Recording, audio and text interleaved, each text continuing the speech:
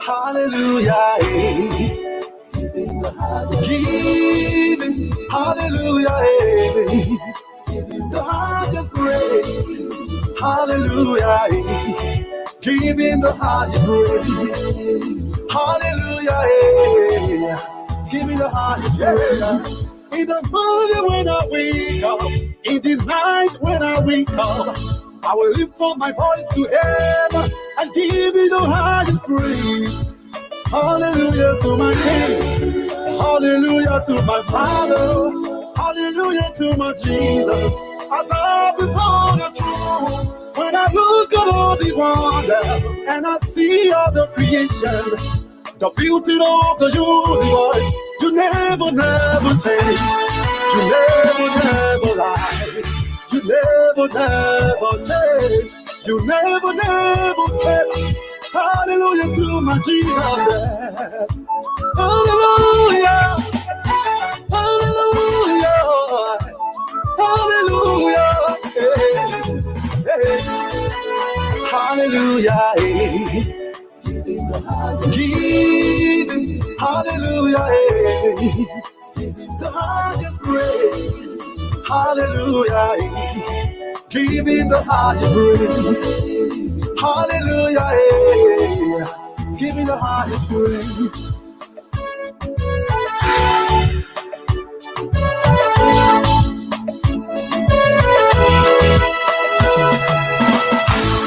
Hey, I'm the friend.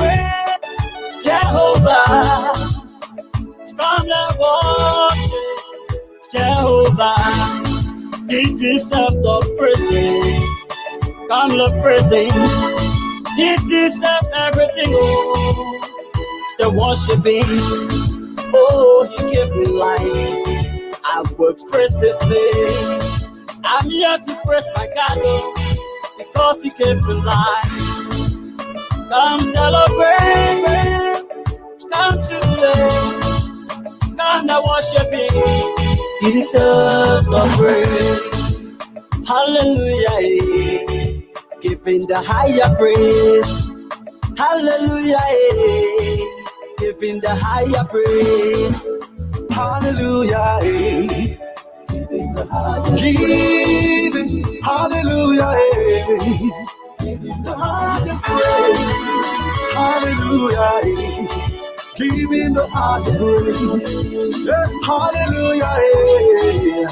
Giving the highest praise, ooh, hallelujah, yeah.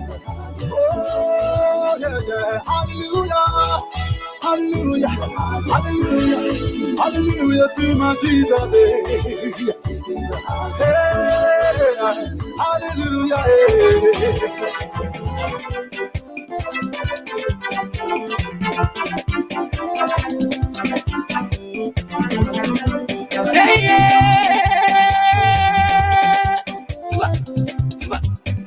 God bless you, man. Just as you are saying. That's what I just as all the way, jamais way. That's what I got, that's all the way, man. Jamais soir. Jamais soir, jamais soleil. Jamais soir.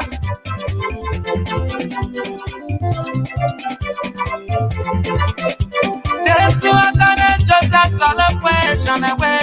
That's what I just all the way, man. Na yaka diaka kota diaka ya mekana eye agia aote travesuwa kawa. Let's go say a bere yoka kaya ayibaka kapota diaka ya yaka yeso me. Diaka dia dame ya siatila yepone wapana ya eteble nango yepone ah.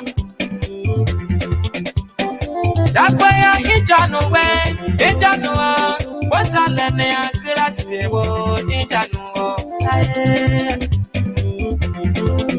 tiere kwando ya kaumuma mekano wata lene akirasi wo mente mudo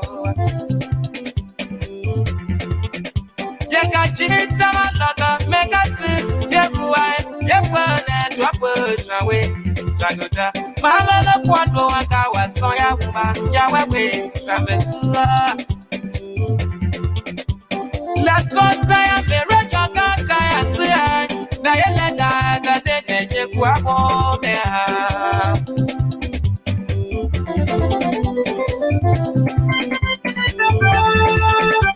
let's go say I'm a record guy, Diana, the Guabo, so away. The Agalian, so Sanya, just a day, yes, so that's yeah, for sure, Papa. Yahweh, Momo, yeah, Gana, young, I know, what was wrong, Momo, yeah, Gana, young, I the other sooner, yeah, Galaka, Guapo, Yahweh, the Nuna, yeah, Galaka, Guapo, Mea, Soya Puma is with that or Joseph.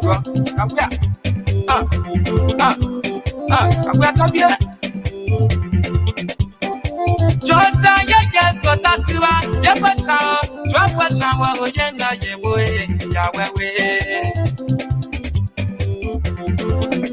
Yagaida, Josa, Yabo, Yesabia, Abia, India, no so set me, Yapane. So that way, Kanka is who will be rested there. Be where to book a move, so that way. The couple make a put on me on our son. So that way, Kanka is who will be rested there.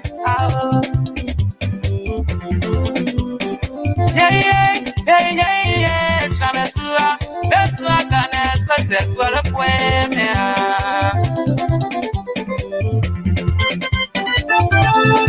Just as far as so I move my man, so that's why you touch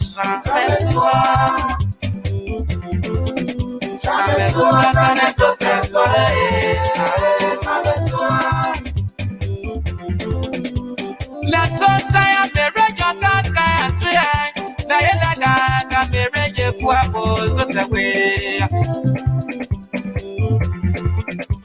Niakanian, so Sanya Tiatina, Yasota, won't know their good, Yapusha.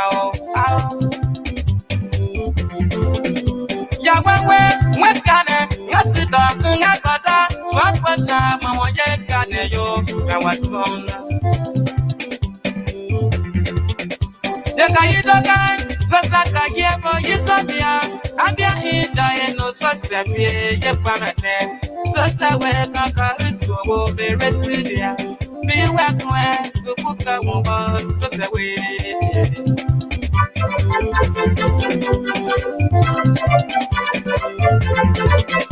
Mama, way, jamais sois ça, je sais, papa, way, jamais sois ça, je sais, jamais sois dans les sociétés,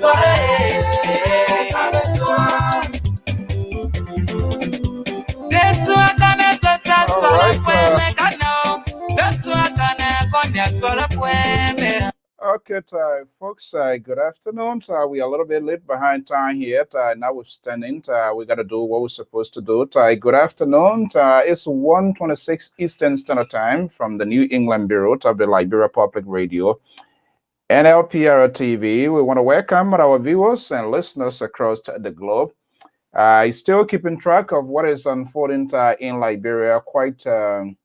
We are hoping that something tangible going to be done, because something that is a pattern keep happening.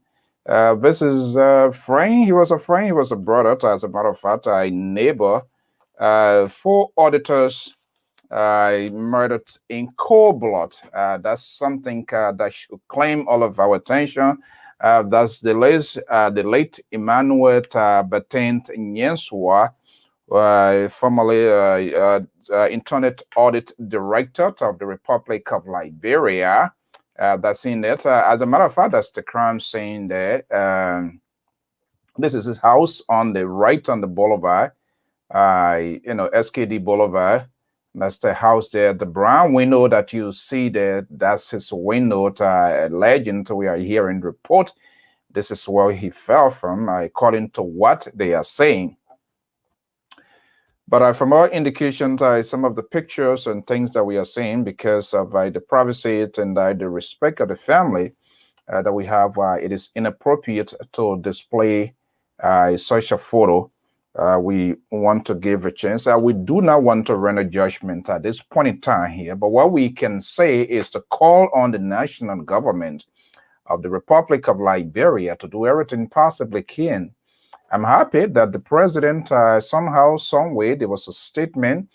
There's a saying that says it's better late than never. I don't know why that statement did not even come up from the demise of the very first three, but it shows probably some sort of concern is being mounted. And not just only the statement, they should go further beyond the statement to make sure, because Liberia is in a very fragile situation. So it is not good for our democracy. It's a country that have gone through a lot. Again, to see those signals, some of those things that were surfacing at the time, and we play a complete blind eye. We did not take heed. We did not see it coming. Or other people saw it, but they were just deliberate. Say, well, I'm not going to pay attention, and got us to this point. So when these indicators, those signals are coming, some of us must try to get ahead of the game. Why is it happening? First of all, what is the problem? You know, it is serious. I haven't seen any of the lawmakers. Perhaps they have, but I've not seen it. I'm just speaking from my own perspective. To frown on these situations and call for some sort of emergency section. That's what we see happening here. You know, at some point in time, we have to put aside the politics and address national security concern. This is a component. This is a huge part to see people in just simultaneously. It's a pattern in 8 days, seeing government officials, you know, to be murdered like that. I can say, because they are dead, even though we yet to know the perpetrators, and we want to call on our government because they have the authority to pursue, to go behind crime. And I think this is a challenge for the director, Patrick Sudu. As a matter of fact, I'm not impressed with his work, what he's doing. But who am I to say that he should be? But as far as I'm concerned, he's not up to the task. All right, and it is concerned. This is somebody who is in charge. One of the persons, the security apparatus is different components of institutions make up the security network, but the police is one of the groups in the front barrier to pursue crime in the country. And for he, as a police commissioner, to preside over the institution, to see the country, to see the city, the capital, to be in terror, is concerning to me. And it should be concerning to every Liberian, regardless of your political background, who you support. And not just only him, the Attorney General of the Republic of Liberia as well, Councillor Musa Frank Dane as well. I don't know that we are hearing that they were both, Chief Justice, they were denied visa, whatever they wanted to go. They need to sit there and resolve what is going on. They don't need to, they want to seek medical attention. The JOF kids, we are hearing that Chief Justice want to seek medical attention, whatever the situation. Even if it is true, GFK is there. This is where the ordinary Liberian goes, and they go through a lot of nightmare. Go there and experience it for yourself. So, Patrick Sudu at this point in time, and I think Councillor Musa Dane, the Attorney General of the Republic of Liberia, I don't think the president, it is glaring. I don't think the confidence is there. These people cannot manage the security of the state.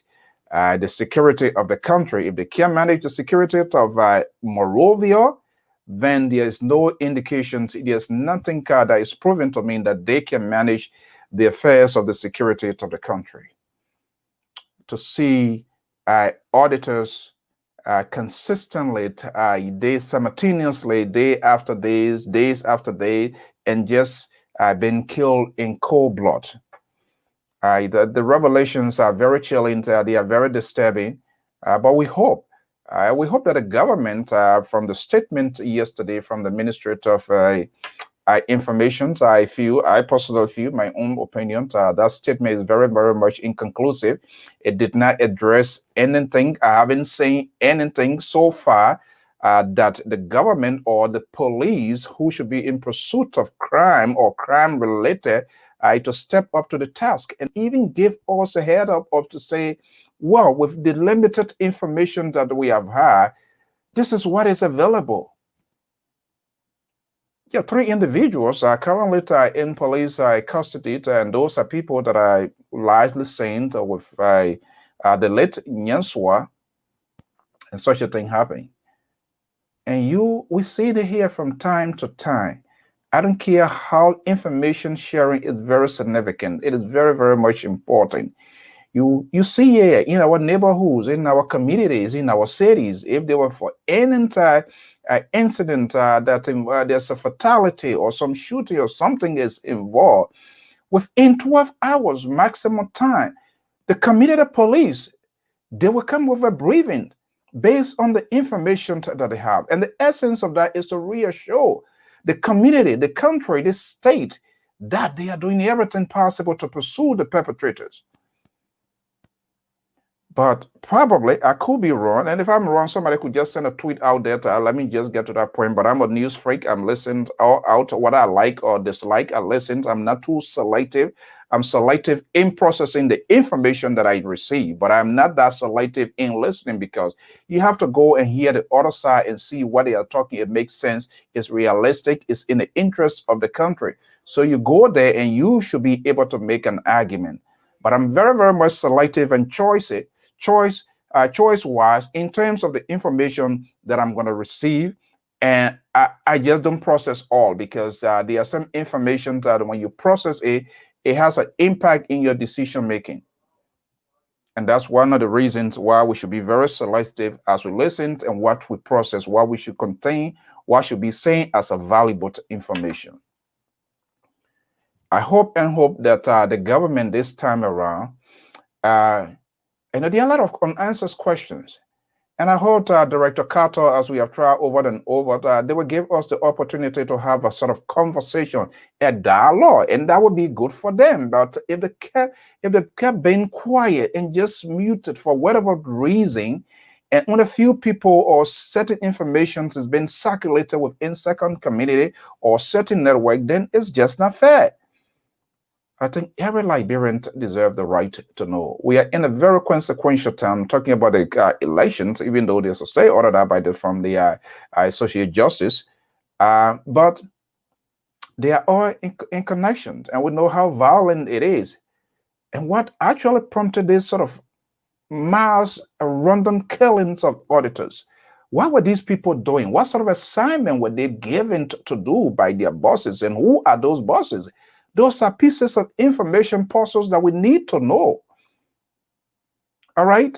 We can't keep speculating, and the reason the speculations and the supposition, the circumstantial conversation is ongoing, because people that are in charge or people who should reveal information, they are unwilling or they are unable. And this is where the incompetency comes about, because when somebody does not have the skill to get certain things done, you put them there. I don't care how long it takes. They won't do anything. There won't be no fruit. I don't care. You give them all of the logistics required to prosecute or to pursue that case. It won't work, because they just do not have the skill to do it. It's like you take a mechanic and you're telling them to give somebody IV. Who you saw doing that before? So the misplacement, people are wrongfully placed in position to get tax done. As the result, they need 100% supervision. I think the supervision should be minimum to 80, 85. Everybody knows supervision in getting tax done. But when you put somebody somewhere that he or she needs 100% supervision to complete something comprehensively, then that's a serious problem. And I think that's the situation that we are having now in the country. These people that are there, they are professional career people. So what make anybody out here in the US or any part of the world will say, I'll feel proud to go to work for my country? When we should feel proud when you learned, when you have the skill to give back to your country. That's what we see happening here. But it seems to be on the flip side in our country. People learn to put in time, energy to resources, and when they are serving their government, their country, people from no man, people just come and just shortcut their life. Untimely, I see it untimely. I don't think he knew what was coming. I mean, it's a sad situation. His mother, wife, just 3 minutes away from me here. We are in the same city. And as a man, as a child, as a son, who also mother is alive, to see an older person to sit down and begin to process and cannot even comprehend and cannot even get any information that led to the death of a son, the husband, the children. It's painful. It's like, you know what? That my country has let me down. My country has neglected me. My country has deserted me. I have no country again. I will take this country to be my country. My guess, these are some of the things that are processing right now in the minds of those people. Especially hearing from these family members, they talk that all day. And they talk all day. And in less than an hour, the evening gentleman went out in an hour interval at a short period of time, only to get a phone call to say this person is dead. You see, like you're in a different world, or you wonder whether there is a God. That's how it seems like. And if nothing is done to what is ongoing in the country, it's not good. And I hope the government, and I have the conviction that they will do. We don't want to undercut what is going on, but we have to speak about it, because it happened first, multiple times, second, third, in 8 days. The probability it could occur again. I'm not wishing for that. But there must be a fine line. There must be a demarcation. There must be a deterrent for those. Who are those people? Are they Liberians? Are they residents of Morovia? Are they residents of Liberia? Or where are they from? We need to know. We need to know. I personally have visited this house here. I got a woman, she's a hard-working woman. There's no one that within Rhode Island, Massachusetts, or maybe I fell into a suburb that really don't know this, the lady. She does a shipment. I have gone to that house multiple times. In fact, one of the last consignment when took some materials for us, for Lpr, in a bid to prepare for the 2020 senatorial this house, this brown door that you see here, for somebody to just fall, that's not his first time. Come on. And when you see the picture of some of the photo, it's very disturbing. It doesn't eye up. And information on a daily basis is just changing hands. It's changing hands. It's changing. So it's like, come on, he's an old grown man.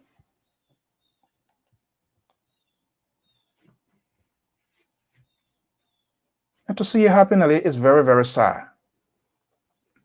And it's hurtful. Because when nothing is done, then it makes people like, we shouldn't have a country where it would be a lawless country. People do things and they just get away with it. And you leave that grief, that pain, that agony into the family for the rest of their life. These little children are here. These are young kids. Do you think they will want to even go to Liberia? Even if they learn and they think they can give back to the country?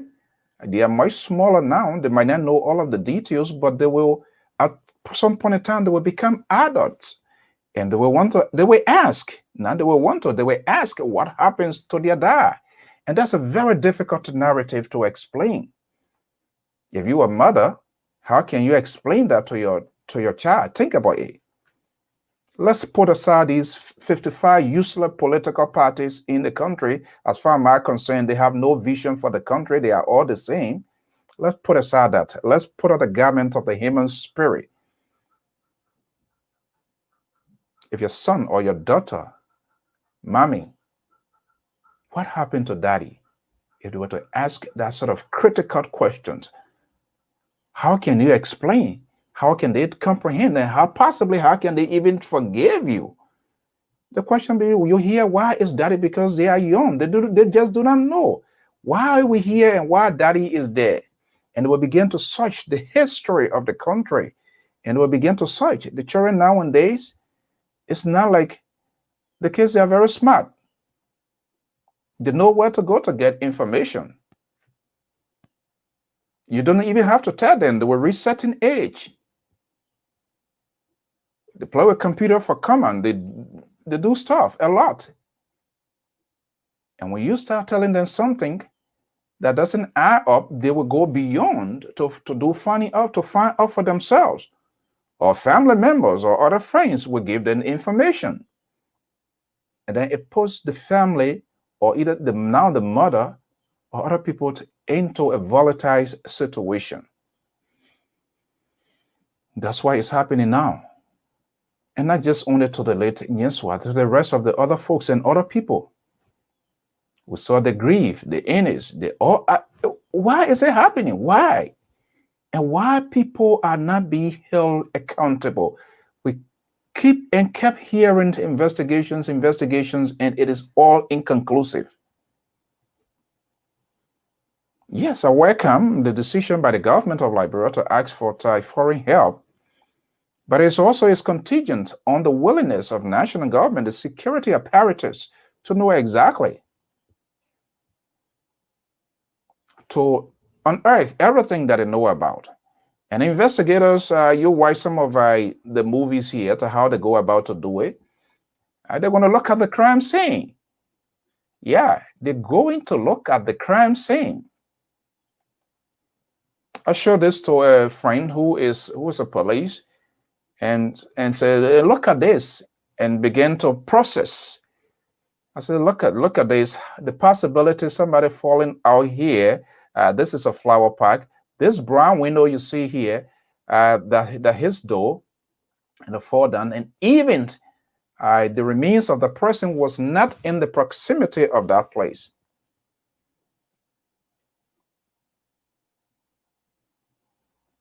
So professional people, they will go in and reconstruct the crime scene.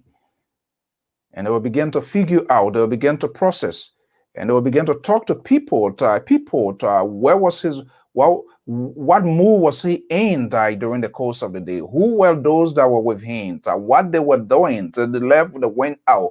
Who came by? What was all of the conversation, things that were happening? What was he doing? They will begin to go deeper and deeper. Is he an auditor? Yes. Okay, he's an auditor. Prior to his demise, what were some of the things he was doing? Was he involved in the audit process? Yes. Which institutions, which agency of government, or which group was this auditing going, or how much are we talking about involved in that sort of auditing here? Who potentially was looking at? And even the audit is not anything. I was talking to a veteran accountant, and he gave a good analogy of what auditor is. It's just, he said, just to check and verify. And that makes sense. And he narrowed down to a simple example.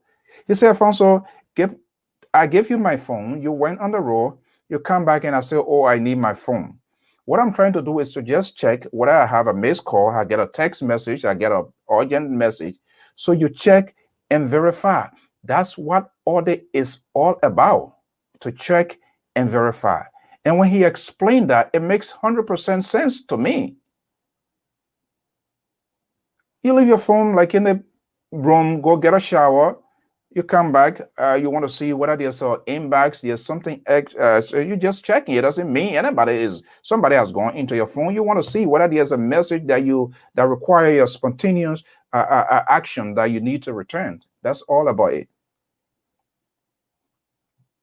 So those are critical pieces of information. I have no doubt if professional investigators to go in there, those are the things that they're going to construct and see and narrow it down to something.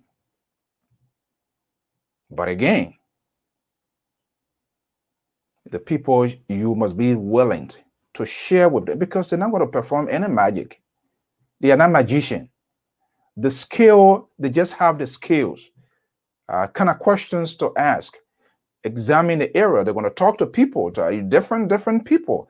I expect by this time there should be some sort of handsome reward. That's what you see happening here in this country.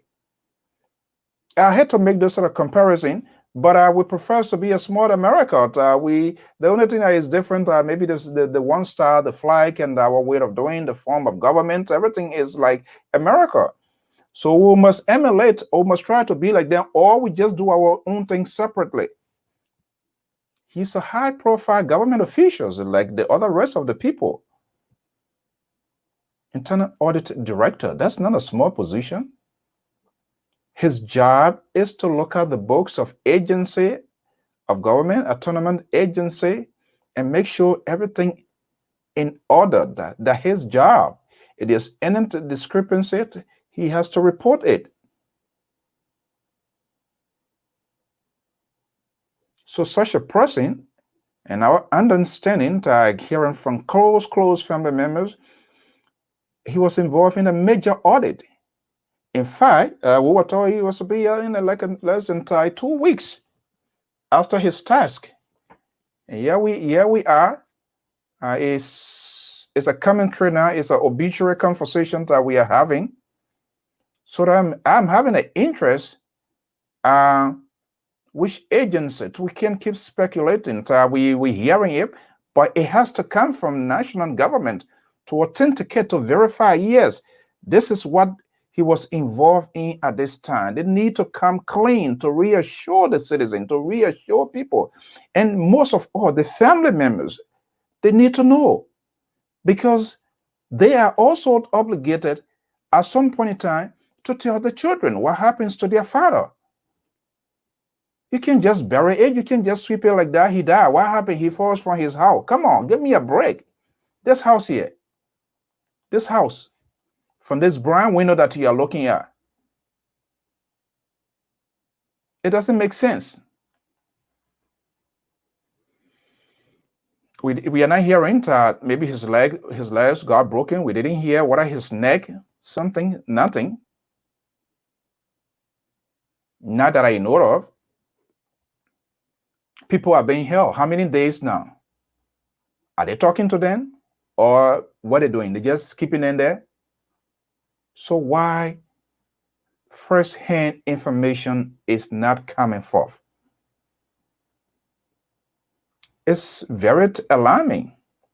When you do that, assuming you even have nothing to do with it for discussion purposes, but you're withholding of information, it makes people to draw the conclusion that something is not right, somebody is hiding something. How many days now? It happened, what, Friday, Saturday, Sunday, Monday, Tuesday, and there is no breathing to tell us, to give us a hint that yes, in fact, this is a person's of interest because of X, Y, Z, but we are still in pursuit and we are still talking to other people, blah, blah, blah, blah, nothing like that.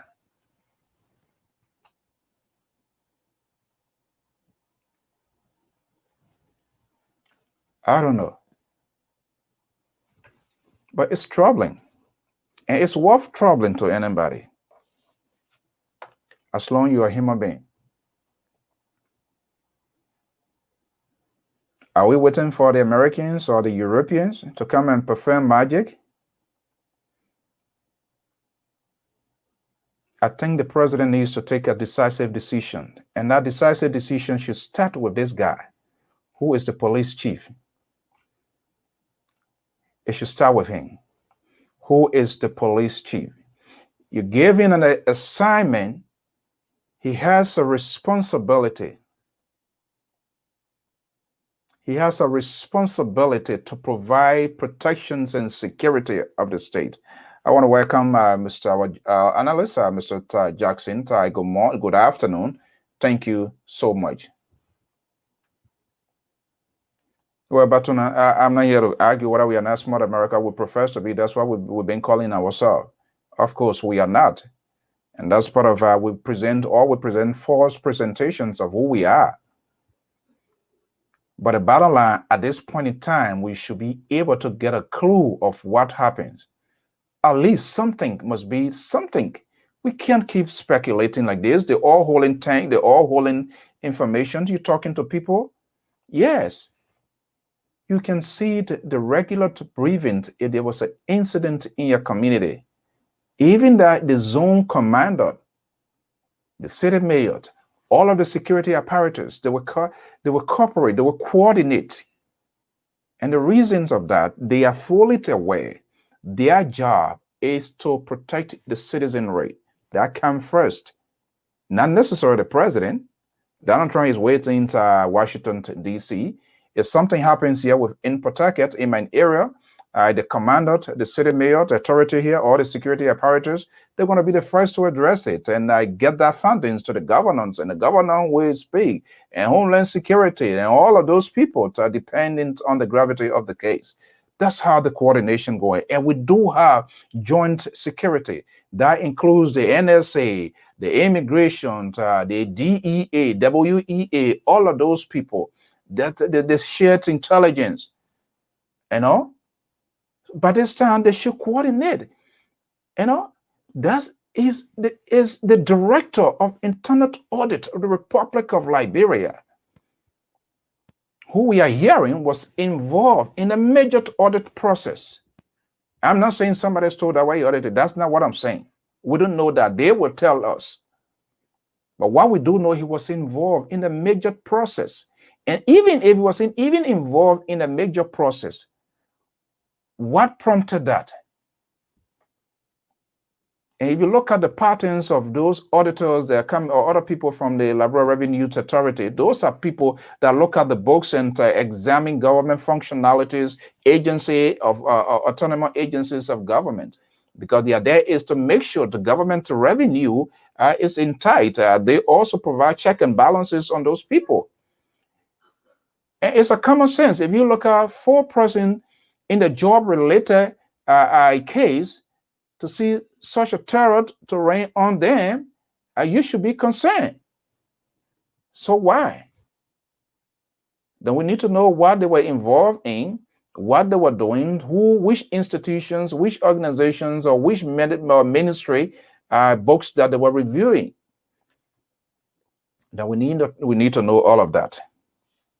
So the connection there is not just, okay, he left my house, he went there. All of us can have a time. People work all day. People have the right to go and have a recreation time. It doesn't deserve people saying, by you going out and coming whatever time it is, it doesn't matter.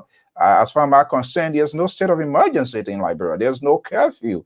So if you are mobile, or any other citizen should be able to go out and come back anytime without being touched wrongfully.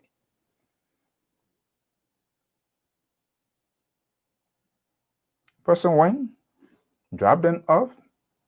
Sources, family report are telling us he should have gone to her farm early morning, to come back to do what he's supposed to do, and just instantly everything just cut off. 24 cameras. We need to know whether those cameras were disabled.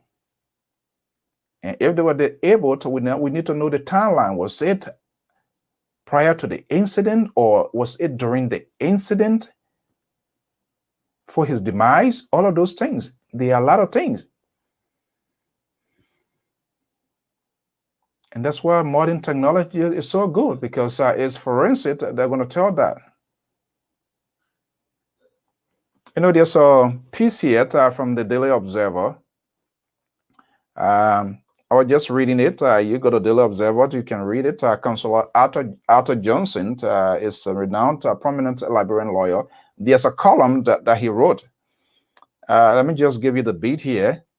And it's police always tamper with crime scenes. Yeah, that's a lawyer. That's the column. That his column, I believe, in an interview with the local Daily Observer. Go there, you're going to see it. Police, that is an indictment. Police always tamper with crime scene. Crime scene should be preserved. And we saw that more recently when the two workers from the LRA, they took the car, instead of putting the car on tow truck, they do have tow trucks in Liberia. Instead of putting the car on tow truck, I have to see what I can find this video or the audio of this guy here. The director told us that there was a mistake. Are you kidding me? So what will we hear from me again? This one, is it another mistake? How many mistakes we're going to be having? How long we should be talking this one thing over and over and over? All of these just help to hike tensions in the country. And there are enough reason for tensions to be high in the country, because you talk to anybody now, they're almost like putting their feet in a cold water. They don't sleep. They are not at peace. It's not a day, even during the apartheid days, I don't think it was like that.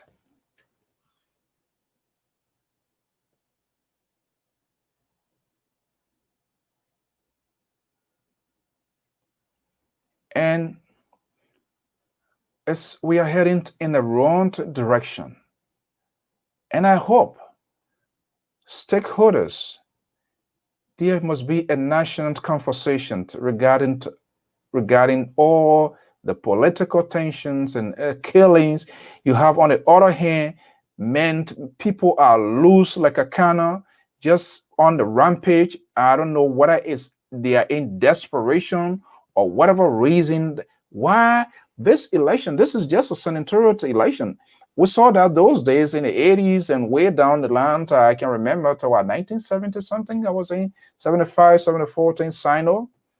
Yeah. And I remember there was a killing of this Taino woman from Maryland, and it went as far as Sano. The Antonin General, the superintendent at the time, Tia. I remember the government car that went there, those little small Azuzu Jeep. Those days, the government of Liberia license plate, Mr. Jackson would know that. It's a rare license plate. They would get a GV, rare. And the plate, this Azuzu Jeep that came to San at that time, we call it GV, the plate was 20. I remember that very vividly well. I was in demonstration school. And they gave it, the code name was GV20. And they were picking up alleged people that were involved in that murder. One Councillor Morgan, it's a prominent son of Sano. Those from Sano, they know him, knows him very well, Councillor Morgan. The last person that was picked up was the Superintendent James Tia, was the one that picked up. And I remember in school, those guys, they're big people talking. And this other guy, they picked up the other person's dad, and then we were making fun. Oh, this GV20, when you hear that sort of soaring sound, horn sound, unsteady one, just blowing, going. And then he was laughing. By the time GV20 went, the next pickup was the news buzz. I said, oh, so you look at your friend look at him. What am I trying to say here? Why are we in an electoral process? What is the motive of these men so much, or people so much in desperations? Are they playing into some ritual here for some sort of to evoke some sort of supernatural power? So there are two big evils going together simultaneously. You have the people there who not controlling themselves. They're on a rampage. They are all loose, raping little babies, sisters, mothers, and people doing all sort of things. And then you have other folks on the other side there involved in massive killings, destroying people's lives. What is going on? It is serious.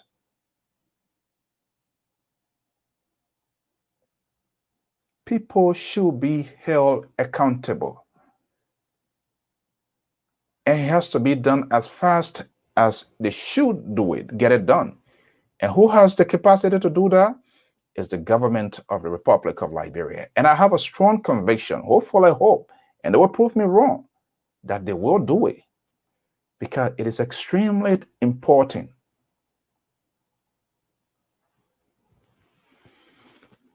It is extremely important. So yes, yeah.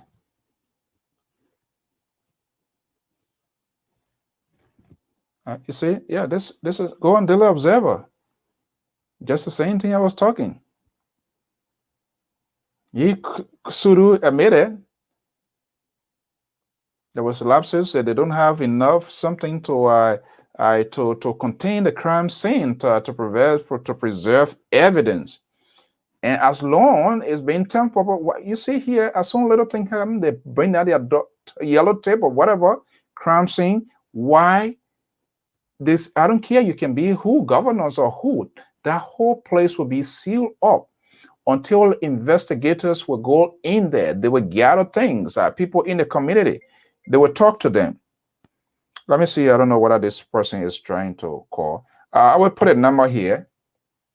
I will put a number. Let me just put a number out here. We usually have our folks to participate. Let me just put a number here. In the meantime, while I'm doing that, let me give you this music.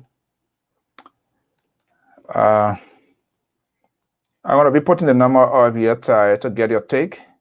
And I want us to put forward solution, to put forward a recommendation.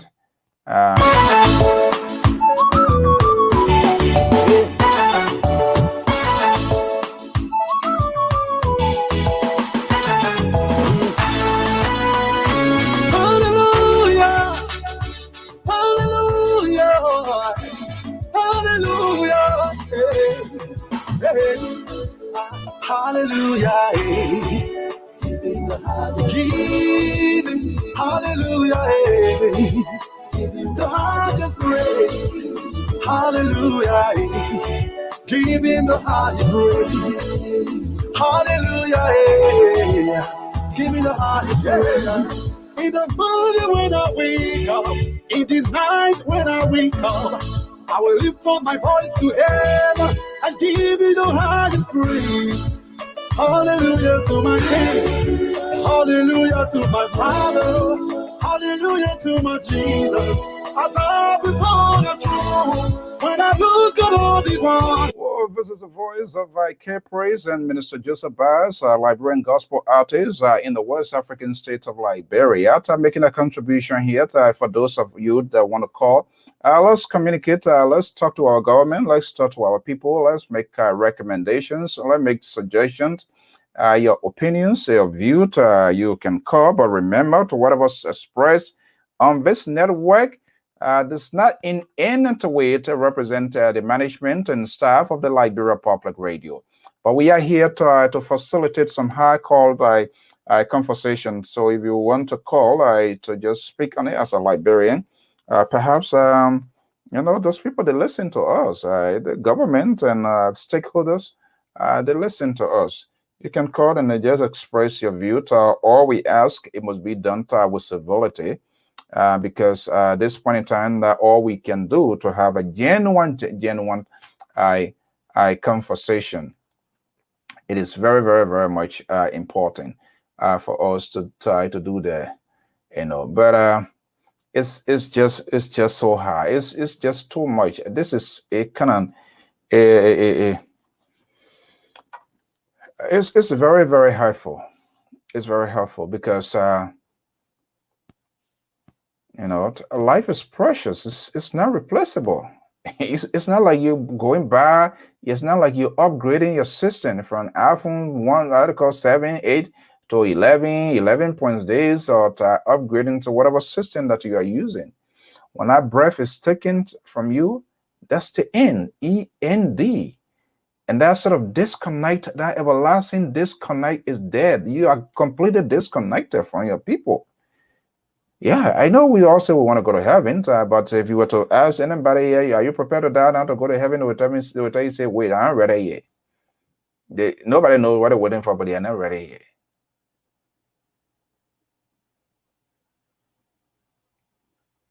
But to just come for other people from nowhere, for whatever reason, let me go to my dear brother here.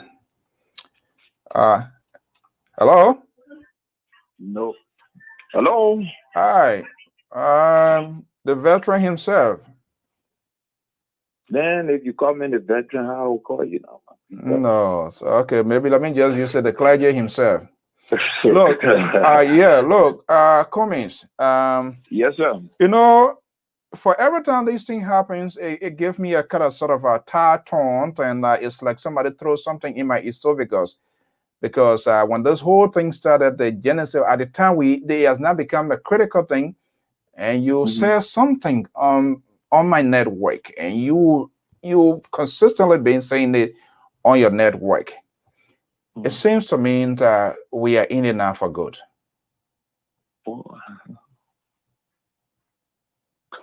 You know, thank you, Mr. So. That's why sometimes when I minister, I always make reference to you and few other journalists who were privileged to hear this information before it hit the public domain like this.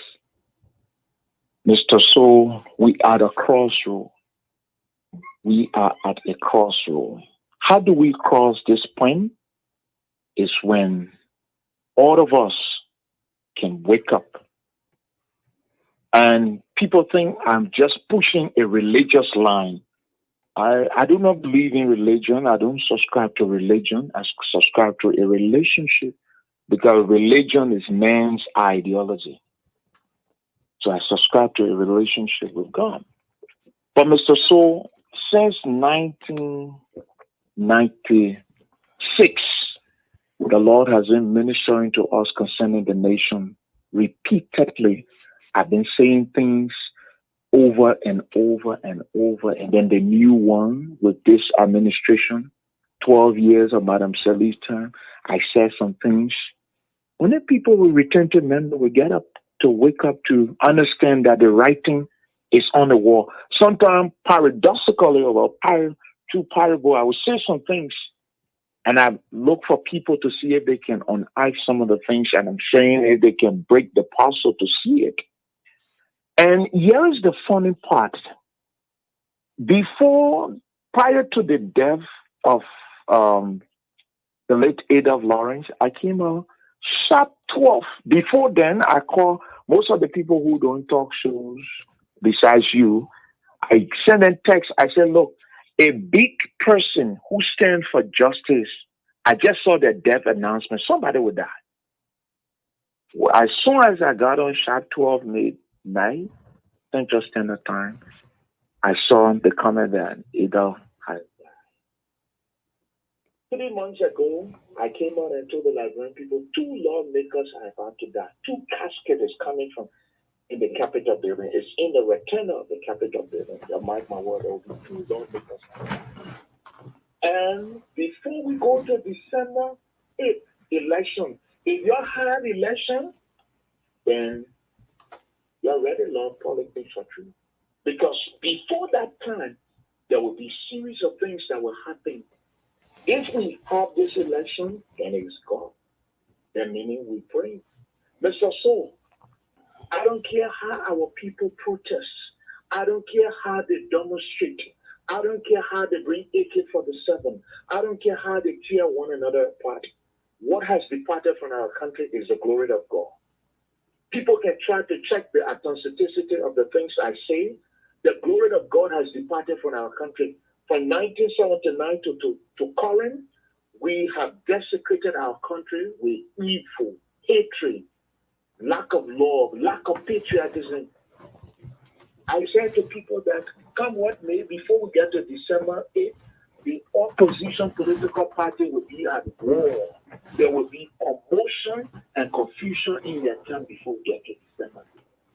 We didn't go, it didn't take 2 months. We are here. And they're fighting to catch the rhythm. The government fighting to catch the rhythm. Mr. Soul, the way out. The way out. When my good friend, I received a video of my late friend, George from Boto, a young man called me to remind me, he said, Pastor Cummings, December 2018, you said by the time we hit January fresh, there will be series of death before we get to the 2020. There will be series of death. You said it. I remember I copied the video. Then I said, wow, you're a smart young man. Yes, indeed, I said it. That there will be series of death. And young people and people in government will die before we get to 2023. There will be some presidential candidates that will not make 2023. I said it. But Mr. So, our people, I don't know if they are gullible. I don't know if they are driven by political, the political scenario. Sometimes I try to find out what is going on. But it seems like our people don't like informative programs. They like the gossip, they like the lies, they like information that are not balanced, that are not arguing. Those are the kind of things they love. So when you tell them that the world is coming to fall down, they say no. And I tell people that every day, I will not be the one to say it, but there will be other people to come to say it. I just discovered the reason why some clergy men in Liberia are not talking, because they are attempting to burn some of the churches, to burn some of the pastors' churches. The ones who are critical, when they stand up to talk, you will see, they will call you and say, there's a church of a big pastor that will burn. 3 Saturdays ago, I was sitting down. The Lord gave me a revelation. I called one big preacher. I said, I see a church coming under attack. I see young men burning your church. He said, Cummings, that is a confirmation. And we're calling our people to pray. I said, there is an attack. And this time around, it will be the clergy men that they will come after. Evil. Brother Soul, evil had taken over our land. Evil had taken over our country. The enemy is craving for blood. Is craving for blood, and we cannot and must not subscribe to this. The enemy is craving for blood. It's just a matter of time. And the sad part of it is this. The president built the Clone church. In the Bible, in Proverbs chapter 27, verse 4, they say, by justice the king gives stability, but the ones who are greedy for bribe tears it down. So if this president is preaching, then we must go to the dictates of the Bible. Then we must stand by the Bible. Yes, the Bible is not the constitution of Liberia. Yes, he built his church so that he can't listen to nobody and listen to no preacher, because he will say, I am now a preacher. But Bible says someone once saw, but he made one terrible mistake.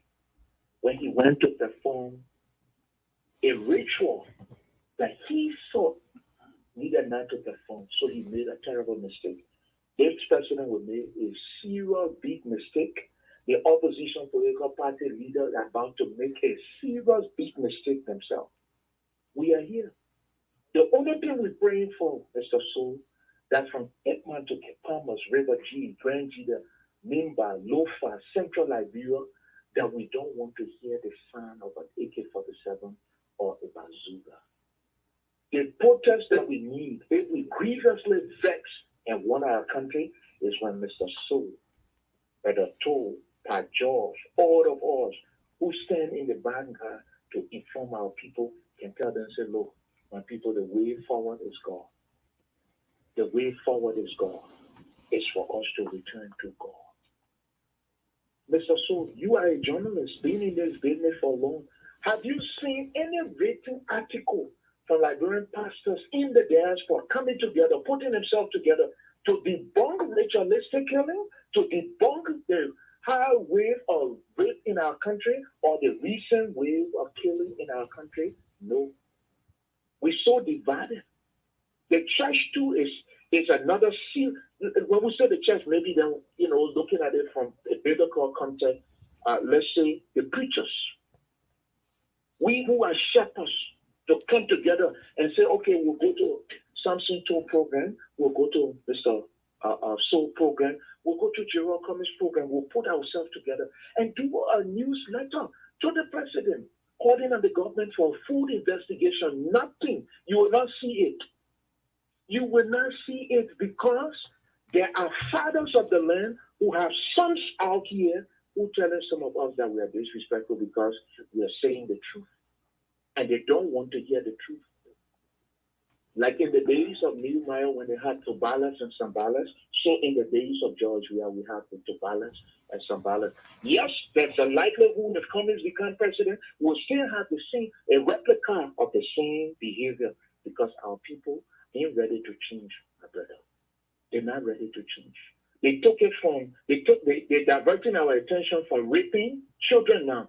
They're putting our attention to something else. A month from now, they will take our attention and send it somewhere. I told somebody, I said, listen, when Keith Juba died and he was burned on his farm, that investigation, today, no hear, no tell. When the 17 young men were killed between Lower Magidi and Grand Bassa County with acid water wasted on their body to disfigure them, when the Fuller man was beheaded in River G, when 5 dead bodies were found with arms, they cut out their hair, their neck, everything, and Senator Dan Mariah went to prison, and all the other people went alive. When the young little boy was killed in Lofa County, who death was allegedly linked to Summer Kopi, former senator and former LPRC boss, what became of those cases? Fire body was killed right in front of his house, gunned down right in front of his house, broad daylight. What became of that case? Harry Green, all these people, nothing. So we are getting to a place where, Mr. Soul, we need the establishment of war crime court. There must be something. There must be something for justice. So, okay, then it's good you mentioned that, Mr. Cummings, and that's what I'm hoping. I'm kind of like, I've been praying to have all of these people who are seeking for state power. And like you said, they are very selective, and it is their right to go where they want to go. Now, the war crime court. I was listening to some sort of article I was reading, and it's very key.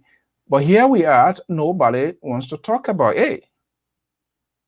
So politicians, as usual, in their tone of political correctness, and the saddest thing about this thing yet, with the electors or the supporter themselves, they are so protective of their people to the extent it's on both sides. They do not have the guts, even people that are so much believe in themselves, when they are doing the wrong, they don't stand up to them to tell them, yes, even though you are my political leader or you are my political mentor, but you get this wrong. They put the interest of these people first than the interest of the country. So it is a serious problem. How can we change this sort of narrative? It is when the people who understand the rudiments of communication can sit with their political leaders, and if they have people who understand the legal ramification of some of these things, Mr. So if they can sit down and say, look, let's look at this. What will be the implication if I say this? What are the legal ramifications? What will be the response of the Liberian people? Or ask some guys who have been in the media when the TRC document was presented to the legislators, did they go to their constituents or their constituency to tell them about it? Was there any town hall meeting? The answer is no. The lawmakers then lie that they were going to their constituency or their constituents to explain. As a matter of fact, the Assistant Minister of State was the chairperson on Truth and Reconciliation at the House of Representatives, who resigned. Okay, now look at this. Oh. This man is a reverend. He's not a bishop. He resigned because he said He didn't like what was going on. Councillor Prayer Brown Boo on a Hassan walked to me to my office and said, Mr. Cummings, I want to go on the air. I said, but you know, Councillor, sit down. You're running out of breath. I said, no, this thing here will not work. So I said, but what's going on at the TRS? He said, oh, some people they're supporting Sawyer then, the other people they're supporting the King's men, and they're trying to tie the thing on Madam Salif. At that time, they were reaching the conclusion stages to present the document. The people fell out right over there. They split on ethnicity, on affiliation, and all kind of stuff. So before the document we read, I told people, I said, if the TRC document surface and anything come out of it, they're going to come beat me. A friend of mine called me and said, my man, that's a strong statement. I said, look, they think what I see, the news that I got, that TRC, the group will not hold. They're going to fall apart. So we need new breed of people, innovative thinkers. Mr. So, let me say this, right? There are people who listen to some of their political leaders. Yeah, talking about new breed of people, right? Mm-hmm. Where are we going to pick them up? Because when I look at the generation, I'm coming, you're going to make your point. When I'm looking at the generation of today, right? Yes, sir. On both sides, the opposition, the government, all of them playing the same hardball. Hardball in the sense that there is no future for today's generation. Politicians have successfully deployed a tactic people and serve them and becomes like a plebeians to them so that they will elevate them for their political purposes. And they have been very successful to do that. So when you call even a young person now, that you try to talk to them, they don't listen.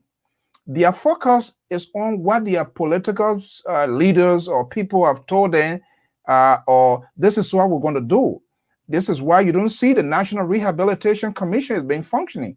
This is why you're not seeing vocational institutions, because when they do that, when they empower these young people, when they make them to gain independence, thereby they can find things for themselves, fend for themselves, then they will not have nobody to use. That's why other than turn to NGO now, they profess to say they will be the one to deliver them. So the soundbite now, elect me. When you elect me, when you give me 9 more years, even though they've been there for 9 years, they have not done anything. I listened to what his name said.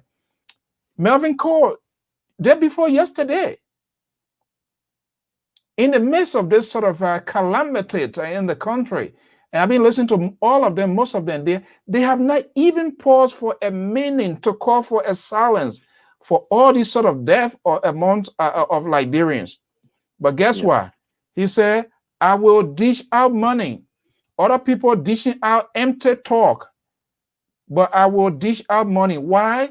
Because I have money. This is the guy who is campaigning for Yala, who wants to be a senator for Bon County. Now, people said, they listened to it, and he gave $200, the equivalent, I don't know the rate right now because it's all way up and down. He said, I give you $200 right now. It's equivalent to 40,000 Liberian dollar. A Senate representative is a unique separate branch of government, and see things, all of these things unfolding. Please, maybe, I don't know, it's good that you're here. Since the whole thing here, have you heard or have you seen any video that calls for emergency sections of joint both the oppositions and even government people in the both houses of government? Have you heard anything of that? I just want to make sure. Have you heard any sort of emergency joint section? Not to my knowledge. Not to my knowledge. Here we go. Not to my knowledge. But let me say this, right? Yeah. Look, here is another thing. When you were son, predominantly, I come from one school up top. The Bible says Jesse has 7 sons who went before Saul. Went before the prophet Samuel. 7. All 7 of them, when you see them, they were well-built, eloquent. But were they the chosen one? No. From the day the president religious advisor said, we tell God, thank you for our Goliath, so we need our David. Just recently, she said, we tell God, thank you for our Goliath. So in other words, we need a David who, when Goliath is running down the hill, that David will run towards Goliath. Bible says David took the battle to Goliath. So, Mr. So, we need innovative thinkers. You know, Aristotle said one thing. He said, poverty is the parent of revolution and crime. If they have not continued to increase in number, that state soon collapse. So, as long as the young people, and you know, the sad thing about it is this, that's why I laugh at a lot of them, because some of us were privileged to work for some of the big boys, but we didn't say our soul. We stood for something, and we still stand by those things. Yes, I was privileged to get on, you know, Muammar Gaddafi scholarship, but I was scared to go to Libya. But I didn't sell my soul for any scholarship, and I don't think I'm going to sell my soul now for anything. But some of the young people, you know, they haven't been there. Some of them just wake up one morning, they become extortionate, blackmailer, they sit and lie, and they look at evil squarely in the face, and they heal the evil because they sold themselves cheap. Okay, hold on one second. Some of the politicians see them to be like, oh, they're the bad boy. They can turn around and dish out money to them. Okay, that's why 12 years ago, hold on one second. The government and myself never used to move from to your studio door to the back door because I spoke the truth to them, and I see a lot of them coming out to them, masquerading in the corridor, talking. Right. Hold on one second. They couldn't even say a word. Yeah, hold on. Evil was in our country too. Yeah, Kumis? Yes, sir. Yeah, hold on one second. Yes, I have a caller here, then I will reach somebody when I went in for I put a scripture here which captured my entire attention here. I will read it. But let me just go to this number here, 610 number 6494. Caller Ty, good afternoon. Hello, Mr. So. My name is Goliver Dolo. I'm calling from Delaware, small state. Delaware, okay, small state. My man, you bless you. You're closer to the incoming president. I was wicked leader to and I can. Don't worry about that. Don't worry about that. Don't worry. I hope wicked. It's already. Anyway, Hassan behind the bar. Okay, yeah, go ahead. Yeah. First of all, I would like to extend my heartfelt thanks and appreciation to the Lpr-Tv crew. You know, without you guys, we don't know what is happening. And I felt the passion in you this morning and the feeling you put. And even the brother I just spoke, I think he's a regular pastor. And he spoke basically on a religious issue. But everything he talked about, he did not bring solution to it. He just talked about it, you know, which is good. I'm not condemning him. I'm just saying that at least he could bring up situation and tell say, well, this is what we need to do. Something like this or now up to this time. Since he has accepted Christ, what we need to do. But here's the thing, Mr. Soul. No one appreciates anyone's death. And I would first of all like to condemn this situation that people are saying that so Seditian killing among themselves. Seditian is human being. All right? No matter how a child. You measure that point, but go to it, yeah. Yes, you know. So whether Seditian, they argue that person carries on the Republic of Liberia. The person is the Republic of Liberia. Right. Now Seditian, if he succeeds tomorrow, Liberia succeeds. So we and I will live in war, Mr. Soul. And you will tell me from your background, and I will tell you from my background. Because any country that is built with our history, that country has not yet been built. What I mean to say, in 1980, though, and the prophet named the best of friends, people came and broke. I knew how many times we couldn't speak Gil or Manor in Nimba. I knew how many times the security apparatus could not permit us to go. Today, this government in power is looking at certain group and killing certain groups. Very much tell me, do you think that group will sit there again for the next thing to happen? Do the government know the course of action the next group going to take? The same very group going to take against them? This is how it starts. So you live it and I'll live it. You live it and take it from me, Mr. So it may hurt you, but I will tell you the truth. Nothing going to come from out of this thing here. If you listen to the president when he spoke, he said the people that died in the guy were boyfriend and girlfriend issue. All right? Then, when you come to the investigation, LPRC is on an audit. LPRC is run up by Baguba GM. military, and the chief of security. He was with these guys, and the guy that just died, he was with them.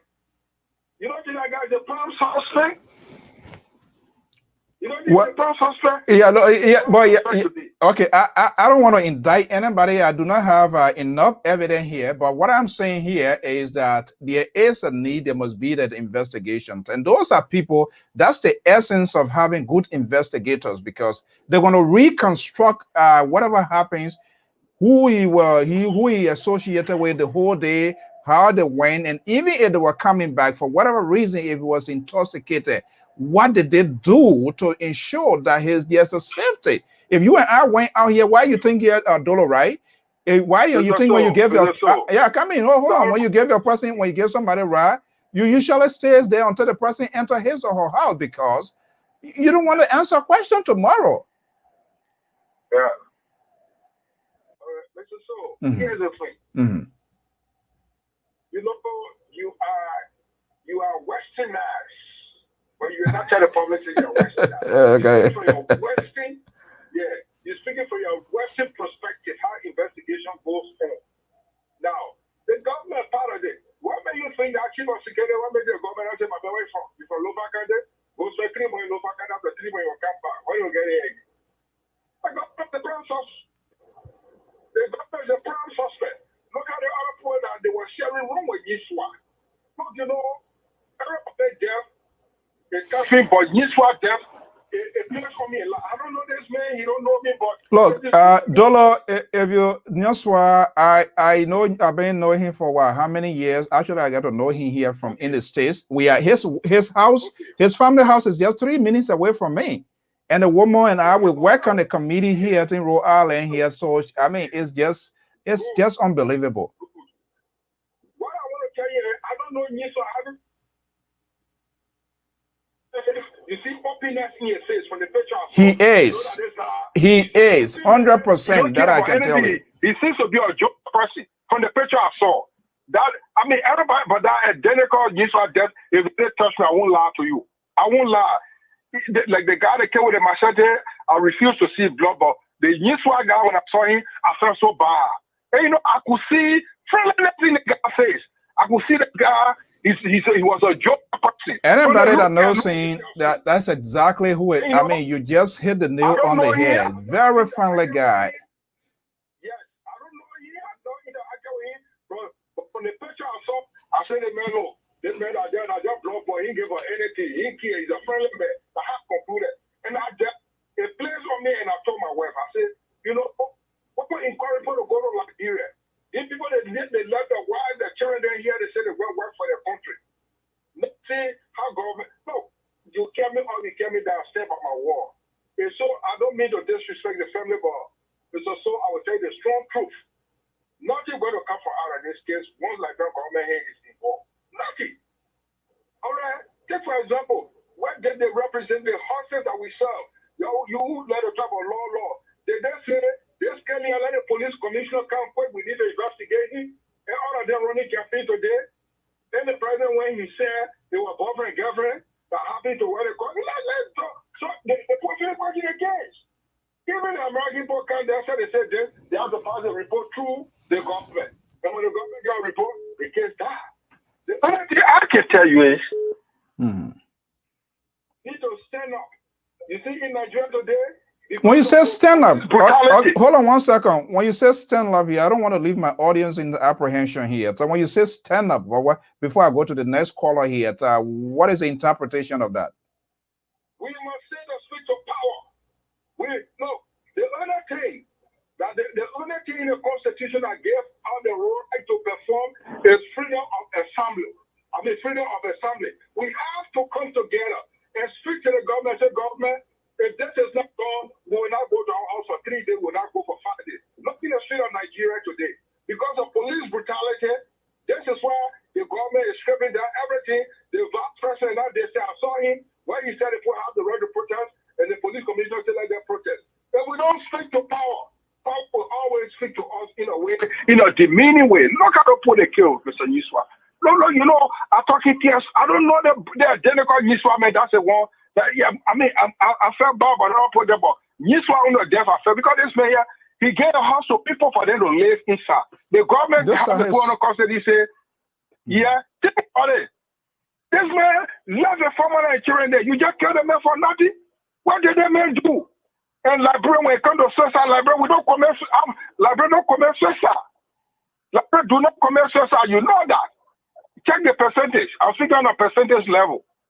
I just feel bad for the Israel man. I don't know him, but the brother Very smart, they very smart, bow very to him, smart, they very bow to smart, him. very And we the smart library man. people, and we don't speak. You know, the So they only are thing, Israel. yeah, before I go to the caller, is the bad things about us is that because we are so selective and we are so tied with this whole political thing, whatever thing. So if anything happen on the other side and you mention a point because somebody ever talking, I'm like, what are you talking about?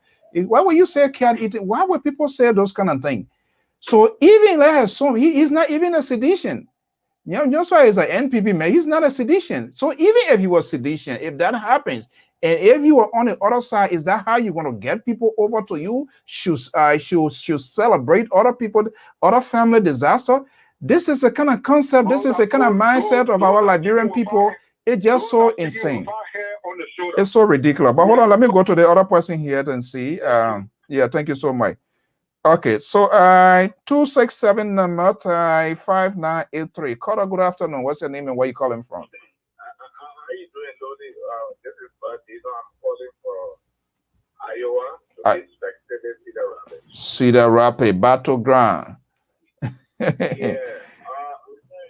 Mr. Toro is very, very sad in our country.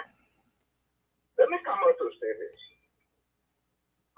When we were coming out, our parents taught us how to look for money. I was 17 years old when my father took my hand and put me into business. I bought coffee and cocoa for my father's organization, which was Nimoti at that time. And I bought coffee and cocoa for the Kenyans and the tourists in Bar and Counter. We don't have no integrity at this time.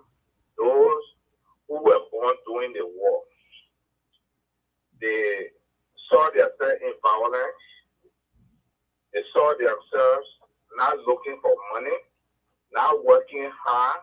There was no good training, no good discipline from their parents for this matter. They left. They went in exile. They were taught with so many things, with lesbianism, with gay activities. So they don't have nothing else, but they just wash themselves in a kind of ways of life. Look at our brothers and sisters in Monrovia. According to your own brother, my own brother, I take Liberia first. Whether political party, whether any other thing, Liberia comes first. In my entire life, that's my country. Liberia comes first. Look at what George Soros said last night. Look at, listen to the tape. What George Soros said last night. I think George Look. I intend to speak to that. I listened to that to a very greater portion, but I was very, very much disappointed. To be honest with you, I'm very much disappointed. Yeah, all of us were disappointed one way or the other. When George Soros said they one funded the Sabo unit, Accra. What's the event of the Sabo unit today? There were 4 deaths in our country. So, They are Emmanuel Putin Yupa man that is talking about when I had my program when I was president then of that year. When I had my program, Emmanuel Yupa. so no, let's get to the point. Let's get to the point quick. The point here is death is not good. And the prime suspect, for me, the prime suspect, all those guys, including Samuel Toy, that went to Mr. Yuka all that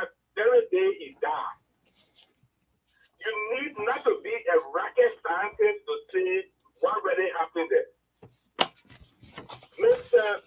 Samuel Toer should be arrested and investigated thoroughly. All those guys, because it was Samuel Toer's brother that drove this man to the hospital and called the health minister. Is the health minister a dictator of the Republic of Liberia? That he has to call the health minister? Why did he call the health minister? What was the reason that he called the health minister? What did he know that he called the health minister? A lot of things happening in Liberia. Let's come Liberia, let's take Liberia to be our chicken egg. If one Liberian blood waste today, it's all of us. We Liberia don't want war. But let's get at the bottom part of this. Let the thing be investigated. 2, the CT camera that was at NBA. Let Liberian government, if the Liberian government is very, very serious, and they are calling for the international investigator to go to Liberia, let them ask the bank for the city camera. Let them go through who all that dropped that party on the street. Let them investigate them. 3, the other guy that was shot with college. I hate to see blood. Those that were on the scene, they made phone, they made computers. Let those computers be taken by the investigator and go through it. Who the bossman that called him? Because he said, my bossman called me to go. Who is the bossman? Who said that? Who said that? Yeah. Those that took the cell phone that day and wrapped the top around this man's head. The phone, the information there. Let them take that cell phone and let them take that computer. The kind of work that man was doing. You will find very easy evidence in our computer and in our cell phone. Who made the last call? No, listen, but you should know me, man. I don't like to incite or inject conspiracy theory. It's a bad thing. I want an investigation. But there was a caller here on my previous program. Oh, the man said that he chief said, those kind of things. Because people just magnify things that they don't have no clue. And I know how everybody will all feeling, but these are very critical issues. So when we are discussing it, we must be able to talk what we know about so that it will help the process, because other people take it, they just run with it without even having a clue. They don't have anything. They don't talk to anybody. They don't read anything. They just circumspect and carry information like that. I think is unfair to the family. Those that were in the house, why are they in jail?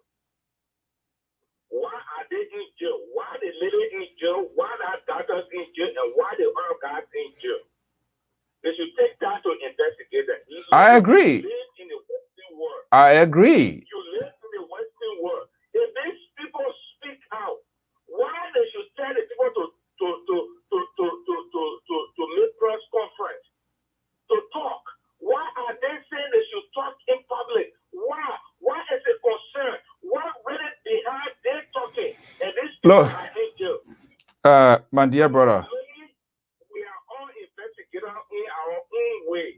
So therefore, this international investigator, the president is talking about. The president said already, I said it the last time on your show, you said no.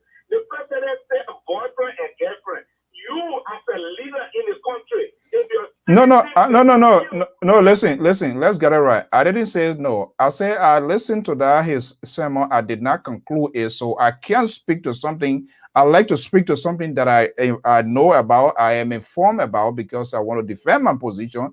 And so when I'm talking, I'm not going to bite my tongue. So I can't just dwell on, say, okay, even what 100 people say, I have that tape, I will go through that tape.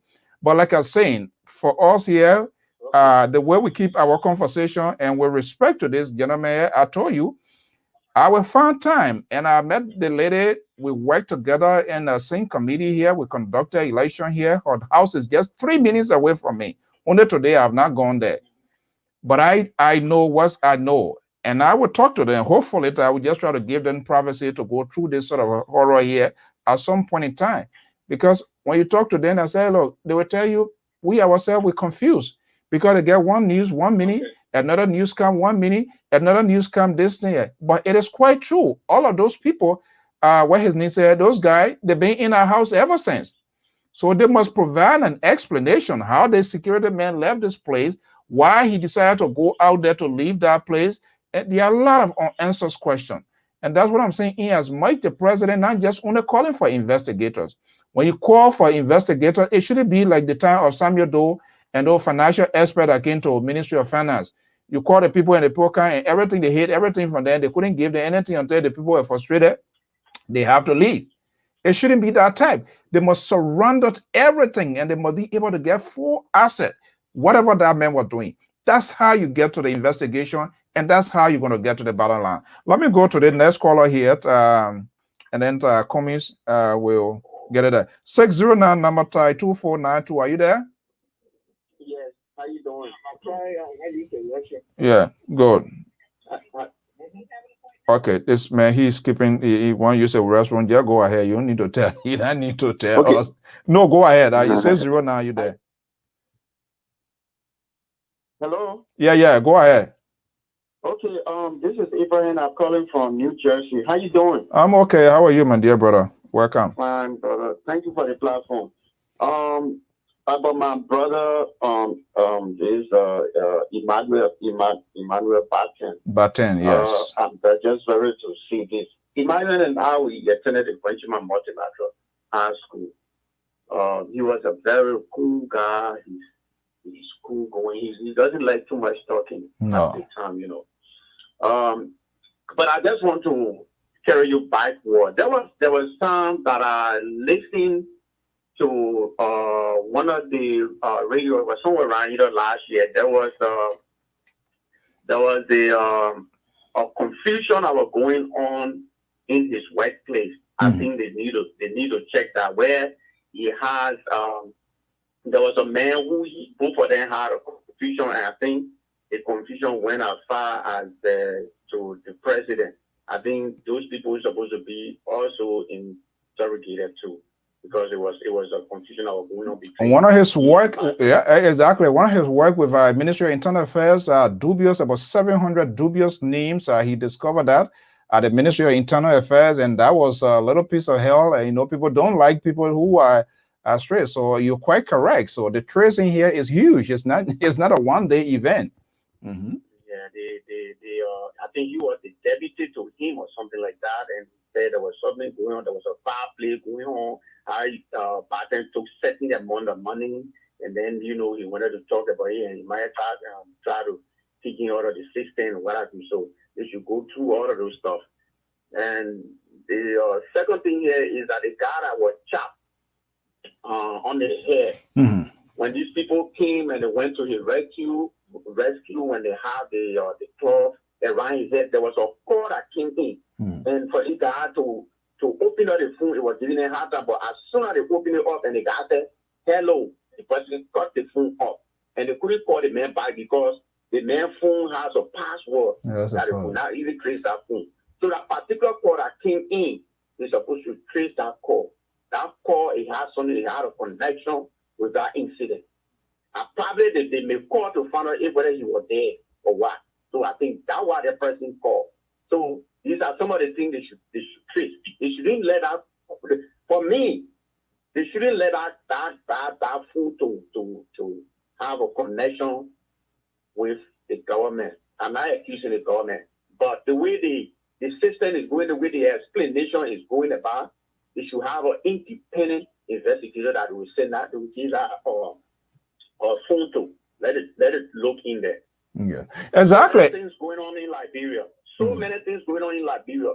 But you see, we got to look at the system keenly. Keenly, we got to look at the system. We are not accusing the government, but if you have your children that live with you, in the home, a bad one, a good one, all are your children. You're supposed to take care of them. But in the system, if you let you sit down, and then because the person is bad, you let it beat the other man and he feel and you can't talk, then that means you know what is going on. So this is what we're saying. The man, he's the father of everybody. Whether you bad, whether you good, yeah, he is the father of that country. If anything goes wrong and he is not talking, then we get concerned. Right. Then we get concerned. Look at the way he said that thing. As a father, people die like that. People children die like that. He said, maybe that was boyfriend and girlfriend. That was a reckless. Eh? That was a reckless. You know, that's. Even stupid men would never say that. If those were the comments from the executive, then that was a very reckless statement. It almost like Donald Trump doing things here around here. Because, I mean, that's why a leader, once who is a leader, you must be the last to speak. Because whatever you speak out, it has the propensity to accelerate or de-accelerate the situation. It will heal wound, it will make people to calm down. So you listen when people... That a leader always the one will fix the Delaware, but when you go there and spoil the role and you expect the other people to fix it, the people will not buy into it. If he ever made that kind of comment, then I don't know what sort of processing, what was going through his mind on in what context, because that's involved human being business. And as a leader, anything you speak is being considered as official statement first and foremost, and that's what most of our leaders don't recognize. They are ministers, they are lawmakers. They go and say, I'm here today, I'm not here as a minister, I am here as a lawmaker, I'm talking in my own capacity. You can't be in two places at the same time. That just a responsible person does that. No, any good leader will go somewhere. It's like, I'm here for LPR. If I'm saying anything here, in or out on this platform, I must be cognizant of the fact, whatever that I say in that public domain, it has a reflection. So there will be a trail on the network. This is why he said, even though they didn't send me as a leader of the network to go speak, but my comment out there will be interpreted in that sense that, yes, he's using his network to say this. So people got to be very careful when they are saying something. And it is unfortunate we have people, I think there must be a leadership workshop in that country. I don't know what I ever took place. There must be a leadership workshop. They need to train people as a leader, what you're supposed to say, when to speak. You must be a listener, to be the last to speak. Listen to all of the soundbite, listen to everything, and then when you speak, then it stabilizes everything. It makes everybody to calm down. But our leaders, they can be the first. They say, as an old man, don't be the first in our data. Don't be the first to go see the ugliness of the bamboo. When you go tell the bamboo ugly now, everybody that can't, I don't care how that bamboo face is there, nobody going to listen to it. So always be the last. When the whole time made, that's what makes you a leader. There must be a wisdom. The wisdom is in you. It doesn't matter your age. Leadership comes with wisdom, sound thinking, rational thinking, good judgment, informed decision. That's why you don't just make decisions. Anybody come to you, they tell you something, you make decision. It's not like article. Don't be like article Australian or article. You who care complain first, that you the one they say, oh yeah, you're right. It doesn't make sense. I don't know. They got to look at the bottom of this something that's going on. It's sad. In a week time, for 4 person to die, 4 person. Oh, we're talking here. If you go right here, next neighbor to me, if you go there to see Baten's mother, the old man, I mean, you go there, you don't want to get out of the house. It's just unbelievable. I was going through a picture. He took picture with George and all. Is it like a guy you were somebody said in the party? You know? No, he's not. He's Baten was not. He's part of the coalition. He with the NPP. He with the NPP. He's not a sedition. So is the collaboration. That's how. But he been working. He been working for the Unity Party. He's a very smart man. He's a very smart guy. Oh, yeah, and the story. He's a very smart guy. His story. Even when we're in school, they'll do it. He's a very smart guy. The story is huge. The wife, I mean, listen, people sit down with him. That woman roasted cassava. She did this, sell things for them to get to be, including herself, hard working lady. Here doing her stuff, and just sort of people from something. Indeed, they must be investigated, and we really need to know who did that and why The national oil company, when Barton came in, he saw them at the oil company when I was in Liberia at that time. Where are they with the oil company? You can't hear. Where are they with the oil company? You can't hear too. No, Mario Power didn't start giving out that money before I started coming. I used to be vocal up there. You not eat some? I'm a trace you. I'm a trace you. Just kidding. Oil company, we didn't want to take all the water from up there. Went to that oil company. When I was coming, I asked them to buy my plate to Mario Power. You know, it's just sad because, and that's why for me, that's why the government should be concerned, because as the president, if you say you want people to come to help and you will already have qualified people, we're going to make me feel happy, or we're going to make you feel happy to say you want to go. When you have people there who there to cause destructions on other people's life for no reason. I'm not cutting us through. You see, Liberian, we don't leave good men and take bad men. You see, excuse me, I will not take you off track, but I don't want to say something. That national oil company, one of the men that they took from over there that hurt me, even though he and myself were not friendly, is Christopher Neal. Christopher Neal? Yeah. Christopher Neal. Christopher Neal, formerly with LEC. One of the men that the Liberian people, they more rally around, that they kind of men that we want in our country. He and myself were not friendly. You ask anybody that will work for that Christopher, he was president for that company. He and I were not friendly, but I lost his policy. He's a chemist, the guy. But you know, people like they don't like people. They don't like the guy show people. That's it. That company, and there are some good guys that in Professor Neal. They are really work talented, and they put them down. Some of them stay in that country. I will not okay, my man. Thank you so much. Thank you very much for the show. Okay, let me come. Gerald. Yeah. This is a situation. Did you listen to solo last night? I listened to a little greater portion of it. No, this morning at 3 a.m. I listened, and that's why I wanted to call this guy attention. You know, these are people, first of all of these people who make the creation, they are all responsible to get us to be where we are now today, until they have to come out to apologize to us for making the wrong decision first on behalf of the Liberian people, to present a different picture and to come down.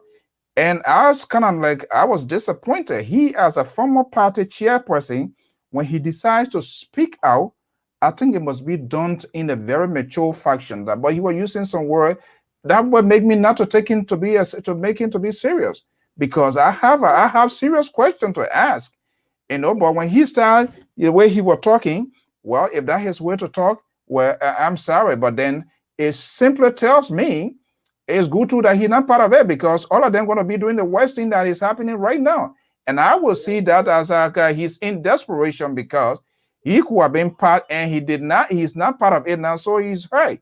So when you come in the public domain as somebody, as an insider, and you are not there, your discussion must be ceasing. You must take the conversation very serious. You must tell us all that you know, and it will help the country. It will help the opposition community. It will help the Liberian people as they're about to make some decision. But when you come, you start cussing and sound whatever way, then of course it's good that you're not part of it, because all of you have done the same damn thing that is going on and to be giving your head here. So I don't even take that conversation very serious. I will extend an invitation to give him the opportunity. I hope you will accept it to come here. Let me ask him. Let us have a conversation. You know, but it's ridiculous. Somebody posted something on and said that you missed the show last night, and I saw the name George, so then I laughed. Sit down there, you former pastor chairman. You need to tell us a lot of things, and then you're there cussing and talking. So how can I take you serious? So if you're going to be the party leader, you're going to tell me that's how this organized. You're going to at the end of the day tell me, say that liquor talk. You're talking to the Moluba Molu. You know, they're supposed. I don't know. They don't even read history. They're supposed to look at people like Kakura Boto. Those people, they're kind of politics. The way they used to talk, the way they used to do their thing. You know, they just get this kind of young boy way of doing stuff here. They think to run government is a social club. It's not a social club. You are running a sovereign nation. And you know what it means to be? And that's what I was so disappointed, because people at Moluba Molu not even supposed to be a party chairman. I've never seen anywhere in the country, hold on one second, to talk like that about a sitting president and you're still there as a party chairman, you drive the agenda of the ruling party. Yeah, hello? The interview, hello, yeah, this is one calling from Norway. Yeah, what happens when you call, when you meet other people talking, then you wait until they call your attention. That's how we do it here. No, but I didn't talk. Yeah, you're doing hello, hello. Yeah, hold on, listen to me. You're doing hello, hello, and I was talking. That's an interruption. You disposition me. I guess you heard people were talking. Somebody else were talking. So when you call, you make a pause. Usually when I see international call, I'm good at recognizing that because I know that's a long distance. Go ahead. Okay. I just want to define with you a little bit about George Solo's statement last night, where you talk about actually they were the one that caused the problem for us. You see, I'm not a citizen. And now I supported CDC, and now I supported the government, ready. And for now, I'm still a critic of them because we saw the Nigerian people. But you see, we should not blame most of the Nigerian that voted. Even some people from the United Party, which is my party, they voted for CDC. You see, so we cannot put blame on them that because sometimes you put confidence in someone, you think the person want to come and save you. And you will do a better thing, and the person let you down. And the only thing I will appreciate, or I really love about this guy that left CDC is because when they noticed that this particular government, they didn't come to help the Nigerian people, they left the government, and now they have become a critic, and which I appreciate them. But I cannot condemn them who put CDC into power because everybody thought that George Weah was going to be a good person. That's why I'm not a citizen. I know I supported them, but I used to like George Weah. I'm not lying to you. When I came to Europe, the first time for my scholarship, I was in the library. When my friend called me and told me, oh, Charles Taylor trying to run George Weah or a Liberia, I felt very bad that particular day. I even brought a music that I used to play for George Weah every day. I used to play it. But that time I just make everybody shit. He had just make everybody shit. So nobody should so anybody that yeah. People that voted for George Weah. No, my dear brother. I don't want to define with you on that. And that's your opinion. Let me just make myself clear. Probably you heard a little portion of it. What I said was I'm disappointed in George Solo. And the reason is George Solo was the former chairperson of the now the ruling party, CDC, right? So if he decides, this is the first time speaking out publicly, when he decides to speak at this time, he must conduct himself so that whatever that he's going to be saying, we will take it seriously. After Zackerman, Mr. Zackerman, Isaac Vice Toga, all of those people I talked to them before, when they decided to break ring with CDC, their conversation was so authentic, it was so genuine. They asked all of the questions, because he could have still been the chairman of CDC if you're going to stay with us. So I have interest. Why let him to break away? What happens? So when you come into this sort of forum, first and foremost, you got to express some sort of remorse that you must admit that you make a wrong choice, and you must apologize to the Liberian people because you should have done your due diligence. Then when you come to the conversation now, continue yourself, make yourself like you was a leader before, and based on what you saw, you decided to do, we were supporting him. And then, but when you come and start using some uncomfortable language, which of course you have the right to use, but some of us who are free and critical thinker, then I would say, well, probably you are one of those, or something did not happen. That's why you left. But when you continue yourself and you compose yourself and tell us all of the story that is involved, it will help the Liberian people to say, yes, I believe in this man. Listen to how this man spoke tonight. He being part of the team, but that's what I was saying. But that his own will. Hopefully, I will give him the chance to see if he can come here. Go ahead quickly. I'll soon be wrapping up. Yeah. Before I go, okay. At least I've written with you on that part, but let me tell you something. The first time Henry Foster ever interviewed Solo, the not come up with kind of words, abusive words like what he did last night. Then why changing now? Because I said things. Let's just say talk to Solo. Solo said he searching for how you got call it in the state there, call up. They're searching for a party. You see, and the this is. I think for Solomon, I think 2 or 3 times. That's the time so Alphonso even. Yeah, and I will call Ash for as a professional person, you don't condone that because, and this is what the problem is. Because the mentor he's searching for a party. You see? Okay, I've seen somebody saying here, Spencer saying here, coke out.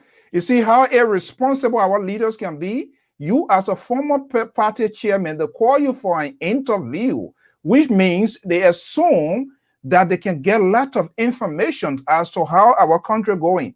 And I just didn't want to say it. I listened to almost like 15 minutes. Mr. Tongaya is saying, he said he came from coke out and he was using those sort of words. How do you think I'm going to take him serious? I will feel like he one of the homeboys I wanted to lead our country. As a professional journalist like Alphonso, you accord that interview, but you didn't do it. No, but you know what? Liberian people like ugly thing. They like to see bamboo. So that's it. So, but other people are complaining, Mr. Joe. Yeah. Other people are complaining because they didn't want to listen to it.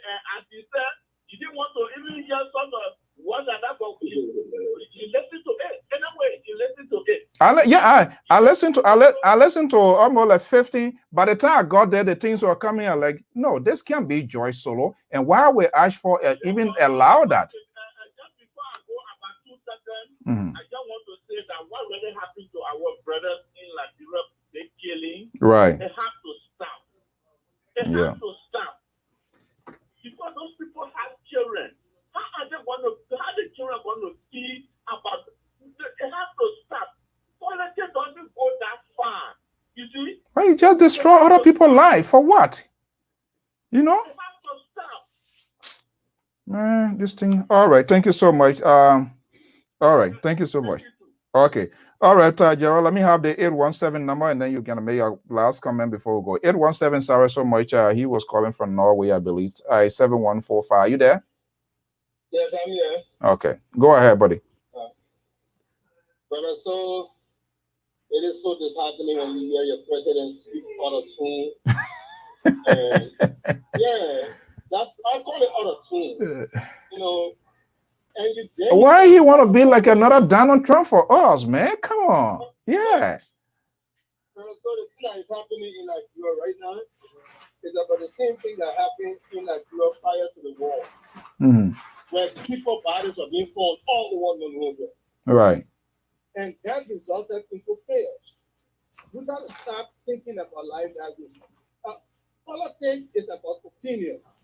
We may differ in our opinion, but we still have that. As a matter of fact, that's what makes democracy key. Okay? I don't have to agree with you every day. I may take over you, but yet and still, we are friends. We can talk. We got other things. Even your wife, there you go with people on something. Obviously. So let's go out. Let's go to this restaurant. No, I won't go to the other restaurant. Okay, that's differences in opinion, but you don't tell each other on that kind of thing. And then to see that you people citizens die, and the president can't talk about that different important. I don't know. I don't know. Should we say it was a slip of tongue or was it a deliberate? Why would he even say that? It was not a slip of tongue. Why would he even say? Why would he say that? How that was processed?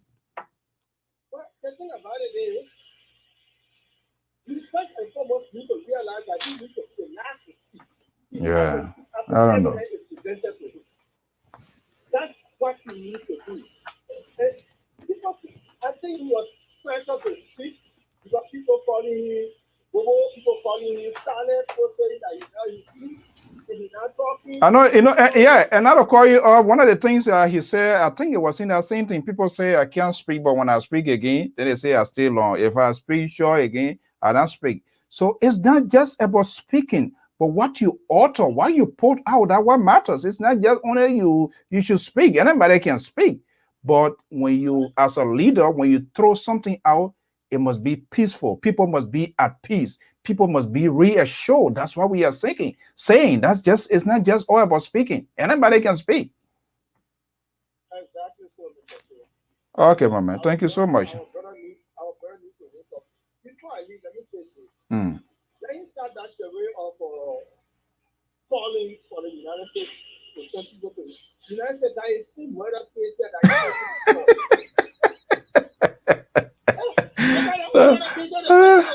Oh my goodness. They're not coming to take the resources of spending all that pure, and the final end of the day, the government is not going to do anything about it. And the United government knows that. Look at the pro report. Let's for example the pro report. What has the government done about that pro report? Nothing. Okay, my man. All right. Let's listen there for tomorrow. Thank you so much. Okay. Yeah, okay. Okay, but Mr. Kumis. The guy said America girl, mother case to each other. All right. So, my man, I put the nail on the hair yet. This thing it can help people here, man. The very first caller I think you did a disservice to me because I said the way forward is for us to return to God, for the glory of God to return to our country. I said it. People don't listen. They don't listen. The emotion takes them away, and they just say things. Yeah, and they just run with things. One of the issues you raised, and I having known George Solo while he was over there, his interaction with the media, what I heard yesterday, that's why listen, it was so ridiculous. The late Professor Joe Waluba used to say to us, don't be a Mwemwe journalist, because when you learn to be a Mwemwe journalist, your interviewee might turn out to make you look like a Mwemwe journalist and you are a professional person. So don't give him chance to move around. I listened to the tape this morning. I was kind of shocked a little bit because if I was the one conducting that interview, it won't go 2 minutes. Looking at the ethics, it will not go 2 minutes. It will be OFF, off the air. Exactly. And the name I have to fade in the gap, I'll fade in the gap. Hello, Mr. Soul. That's why when I said earlier on, we need a new breed of innovative thinkers. We don't need homeboys. Look, we don't need homeboys. 99% of these people who are gallivanting around here for leadership, I watch them very well. They're a bunch of homeboys. These are people that they didn't even party before. Okay? Some of them will say, oh, what is Jerome saying? Because when you see people who understand what they've been before and what they have seen before, when they come to discuss national issues, they will stick to the point. They will discuss those issues. And if that interview was a solid one yesterday, trust me, George was going to run away from the interview because there's a tape that I was just going to go back to that tape and say, I shall play this tape. Let George sort of take 2-3 minutes, let him go back, listen to the conversation with him, Georgia, and Moba Molu. With Amara Conan, just play this tape and see as to whether this whole narrative here, it is not something that he's Charles, where he said give them money and all of that. Man, I don't know. Look, Mr. So, those are the people that were marketing our country. George must not present himself to be an angel. He's not. No, that's what I'm saying. They are all part of the problem. They are all part of the problem. To be angel. They were eating money from Robert Salih. Amara Conan was the money bag. Moba Molu worked for Moba Molu, and the late Randall Lawrence came to beg me on a scoop to leave George Solo, to leave Amara Conan, because they didn't want the story to go. So these are people who market our country. Yesterday, I knew that one may, George was still going to resurface because Amara Conan, Robert Salih, George, okay. All guys, they were playing the game between them. Now you got Archibald Bona, now he's another genius too. They're playing one big market with our country. But sometimes some of the young journalists, it's not about taking the microphone to people. It's not about taking the camera to them, but it's about you doing your research good before you bring that interviewee, you as the interviewer. Okay. But all right. Find ourselves and all right. Okay. Thank you so much, man. Okay. Thank you, sir. All right. I'm not usually like to respond to my audience. I will give them the free path to always contribute in whatever forms or shape they want to do. I'm sorry, Nanta. This is the last. I'm not taking no other call now. But Mr. Widot, I wish you could call. But I never at any time you suggested in my talking point did I say that George Weah brought in police. Weah did not bring in his own police. Every police officer currently in the LNP were trained by UNMIL. That is correct. Neither did I ever say here that President Weah, bring his own police. Sometimes you got to listen when we're having this sort of conversation. I said the police chief, it is his job to provide security. And if he does not have the skill to provide safety, to security and safety for the country, for the capital, then he needs to go. He needs to resign. And if he can resign, the only person that has the authority to change his position, to reassign him, is the president. And it's clear. It's glaring. You saw what the lawyer said. I listened to his press conference.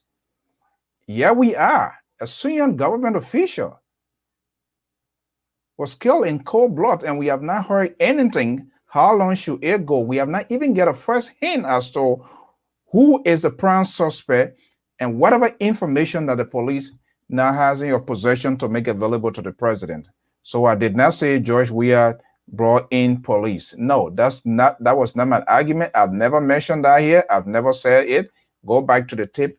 You will listen to it. It's good that I made that. I want to say thank all of you to Mr. D. Jawole Khan Power. Is our regular listener, one of the community leaders. Our understanding he's going to be going to Iowa. Yeah, we're going to be holding all of your staff from here. The next thing you want to be senator, you want to be represented, and then you stick in people's throat. So all of you got to come clean now. Everybody, we got to make sure everybody will check people as well. So, well, folks, every good thing must come to an end. To all our viewers and followers of the Liberia Public Radio, if you have not subscribed to us, you can subscribe by following our Facebook page. You can follow. You just turn on your notification button. That way you will get an alert when we are on. We have a YouTube channel. You can go on the official website, www.liberiapublicradio.com, for news, information. We try to keep information proportional here. We are interested in quality, not quantity, because we are aware as journalists, as a media outlet, our obligations is to proportion the news, not to disproportion it. Say it, not necessarily how you want to hear it, but how it should be presented. Because if we come here and to play into your narrative because you're from the government side or the opposition side, we put the talking points in your favor, we are just doing the service and not just following the ethics of the profession. I'm not an entertainer. I am not a propaganda person. I'm not doing the popular relations. If I'm doing the popular relations, if I'm doing the propaganda, I would be in a different suit. I would be doing different things. I would disclose my full context. I am for this person. This is what I'm going to be doing. And I know how my talking point is going to be like. That's the laziness of these people who are supporting the government and some of who are supporting the opposition, because they are not following the agenda. They take 2 hours of their talking point to criticize somebody that is dead. You must be putting out solutions, remedy as to how your candidate going to do it. They don't do it. So they are not even following, they are not following the real normal thing as they're supposed to be doing to get people on their side. Opposition people demonize sedition. Sedition people demonize people. So as a result, everybody holding their ground, they stay where they are because nobody is willing to accommodate. Nobody is willing to cut down the people's supposed base. If I are propaganda for any of them, I don't know how long they can stay, because they can tell me when it's wrong. They can tell me, say, don't do it this way. When you're doing the propaganda, there is a skill in itself. You must be persuasive in your argument. You must be tolerant. You must be a more listener. You must accommodate view, opinions, but they don't do it. CDC people can go on the, how they call it, opposition network and talk. Opposition network people can go on CDC people network and talk. So how are we going to fix the country? People that are for you, you don't waste in politics. You don't waste your time on them. You don't go to Prince Sharif or Michael Gilmore. If you want to win people from the opposition side, go to Yask Cindy, go to the other folks and talk to them. Accommodate them, listen to their view, even though some of it will sound ridiculous. But you know why it does? It makes people to feel comfortable. It makes people to feel, oh, I am important in society. You think politics are some sort of a children game? It's for mature people. If you are wearing your pimples, you're wearing your diaper, don't go into politics because it's a very rough terrain. It comes with political tolerance. The lack of political tolerance in our leaders, that's the problem we are having today. And that's why when something happens, they run to TV, they run to LPR, they run to Spoon, they run to Front Page Africa, when they're supposed to sit down and examine and get all of the clues and speak as a leader.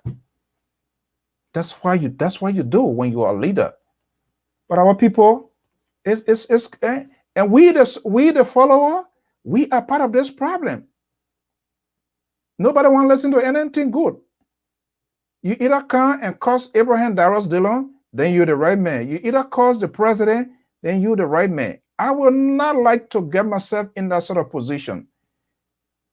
I will not accommodate your conversation. If I were the president and you think you just want to insult in as much, I might be doing the bad thing, but I must engage you. I must point out those flaws and turn it around and wrap it around your neck and make that presentation to the electorate to tell them why you shouldn't vote for this point.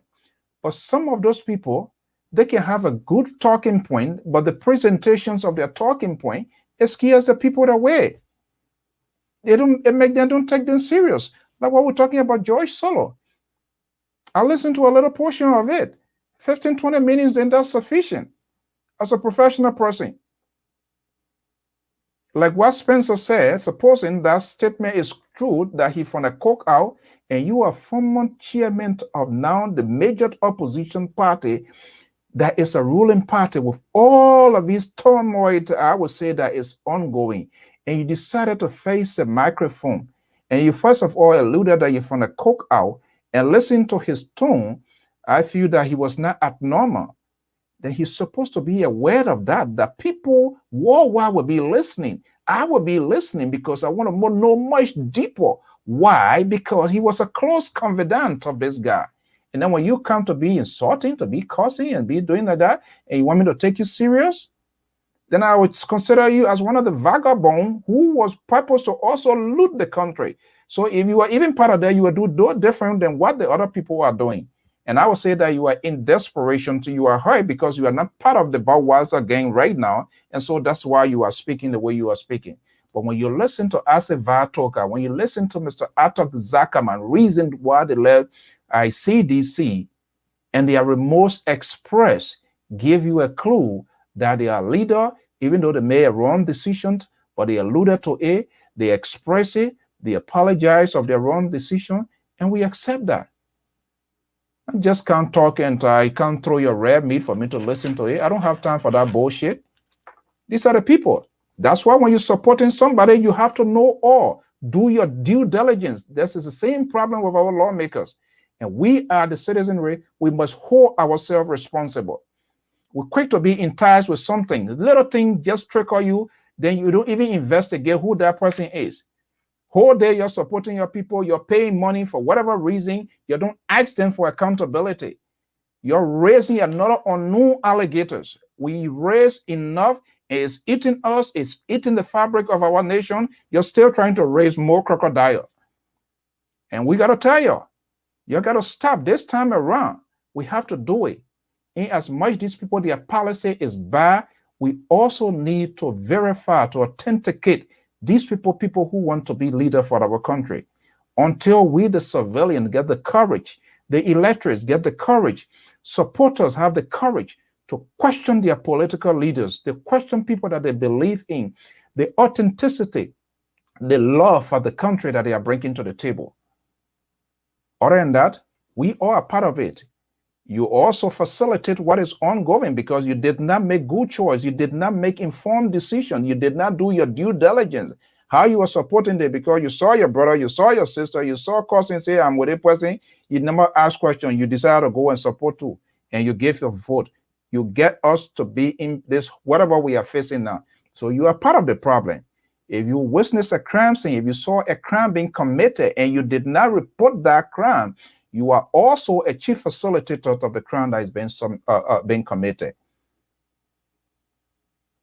If we want our country to succeed, man, we have to we gotta put our thinking care. We shouldn't be selective. If you love a party, you want your party to have some value.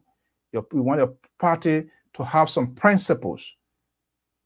All the political parties in Liberia, they do not. That's why they don't even have membership, because they don't even pay due.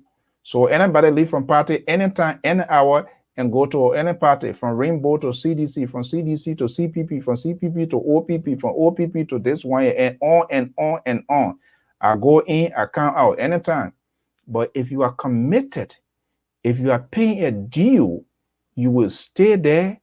You will know what you're paying your due for. You will ask your leaders as to whether that due is being used wisely for the growth, for the building of the structure of the party, and not just the party built around an individual.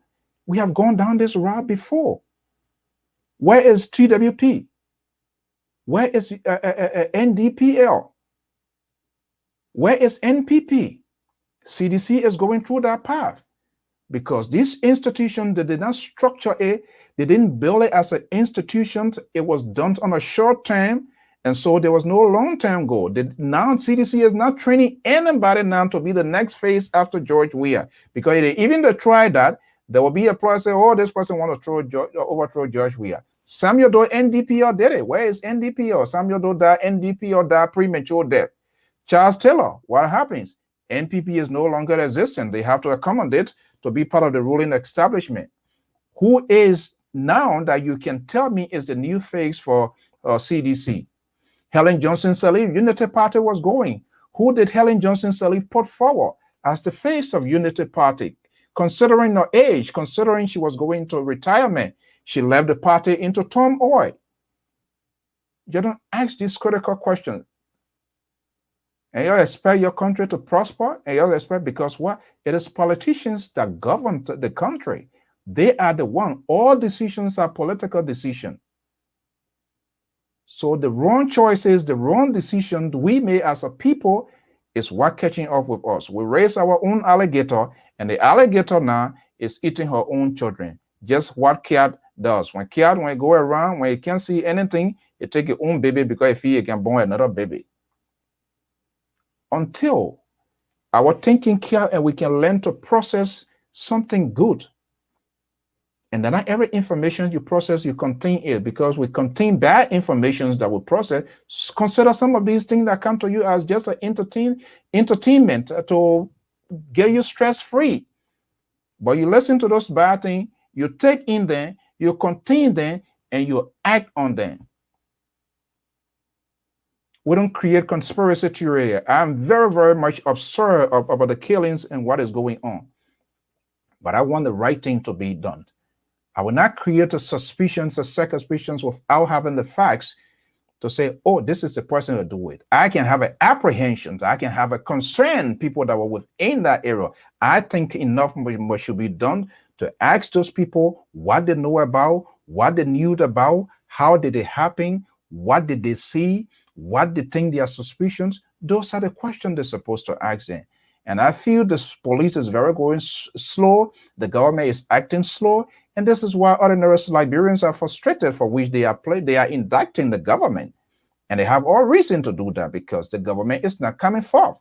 The police is not telling us the incident occurred for more than 72 hours now. There is no debriefing. There is no anything that is coming out to reassure the citizen that indeed there will be an extensive and intensive investigation, and those involved in such a criminal act will be brought to justice. So the apprehensions of the citizenry, both whom are in a way, they have all reason to create that apprehension. Why? Because somebody that is in charge, who's supposed to get a piece of job done, is unable he does not have the skill and is incompetent, and he continues to occupy that position.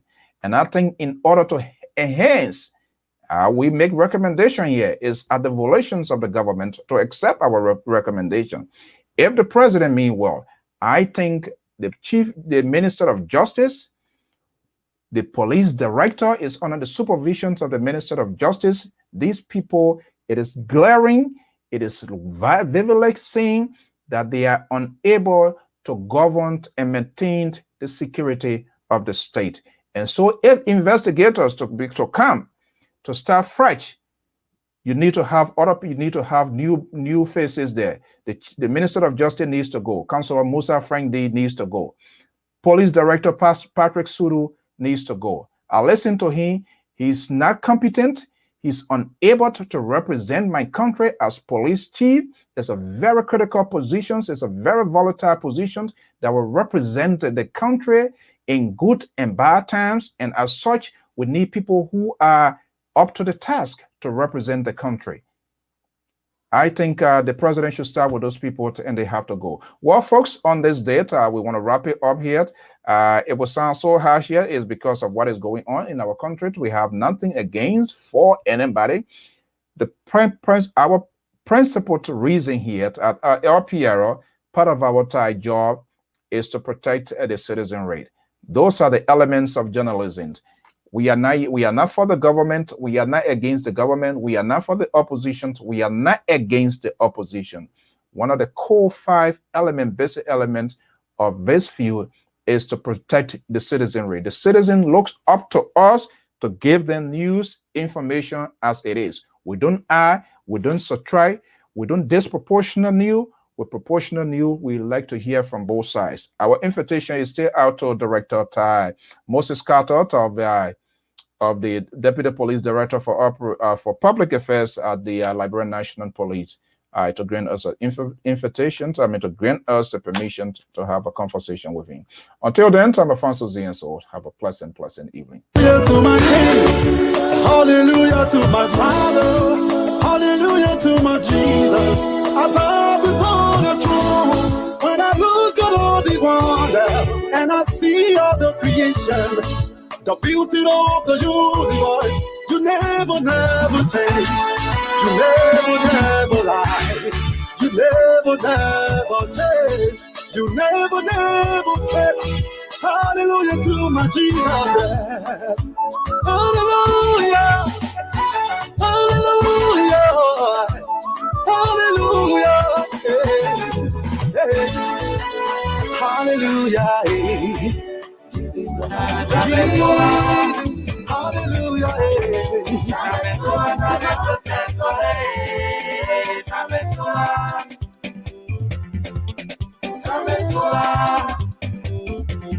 Well, this is Elijah Daniels. If all goes well, he's going to be my guest. Yes, he's a Liberian gospel artist from Nima County. Is based in Liberia. He's going to be joining me here on All Things Considered. Hopefully, if all goes well, right here this Thursday.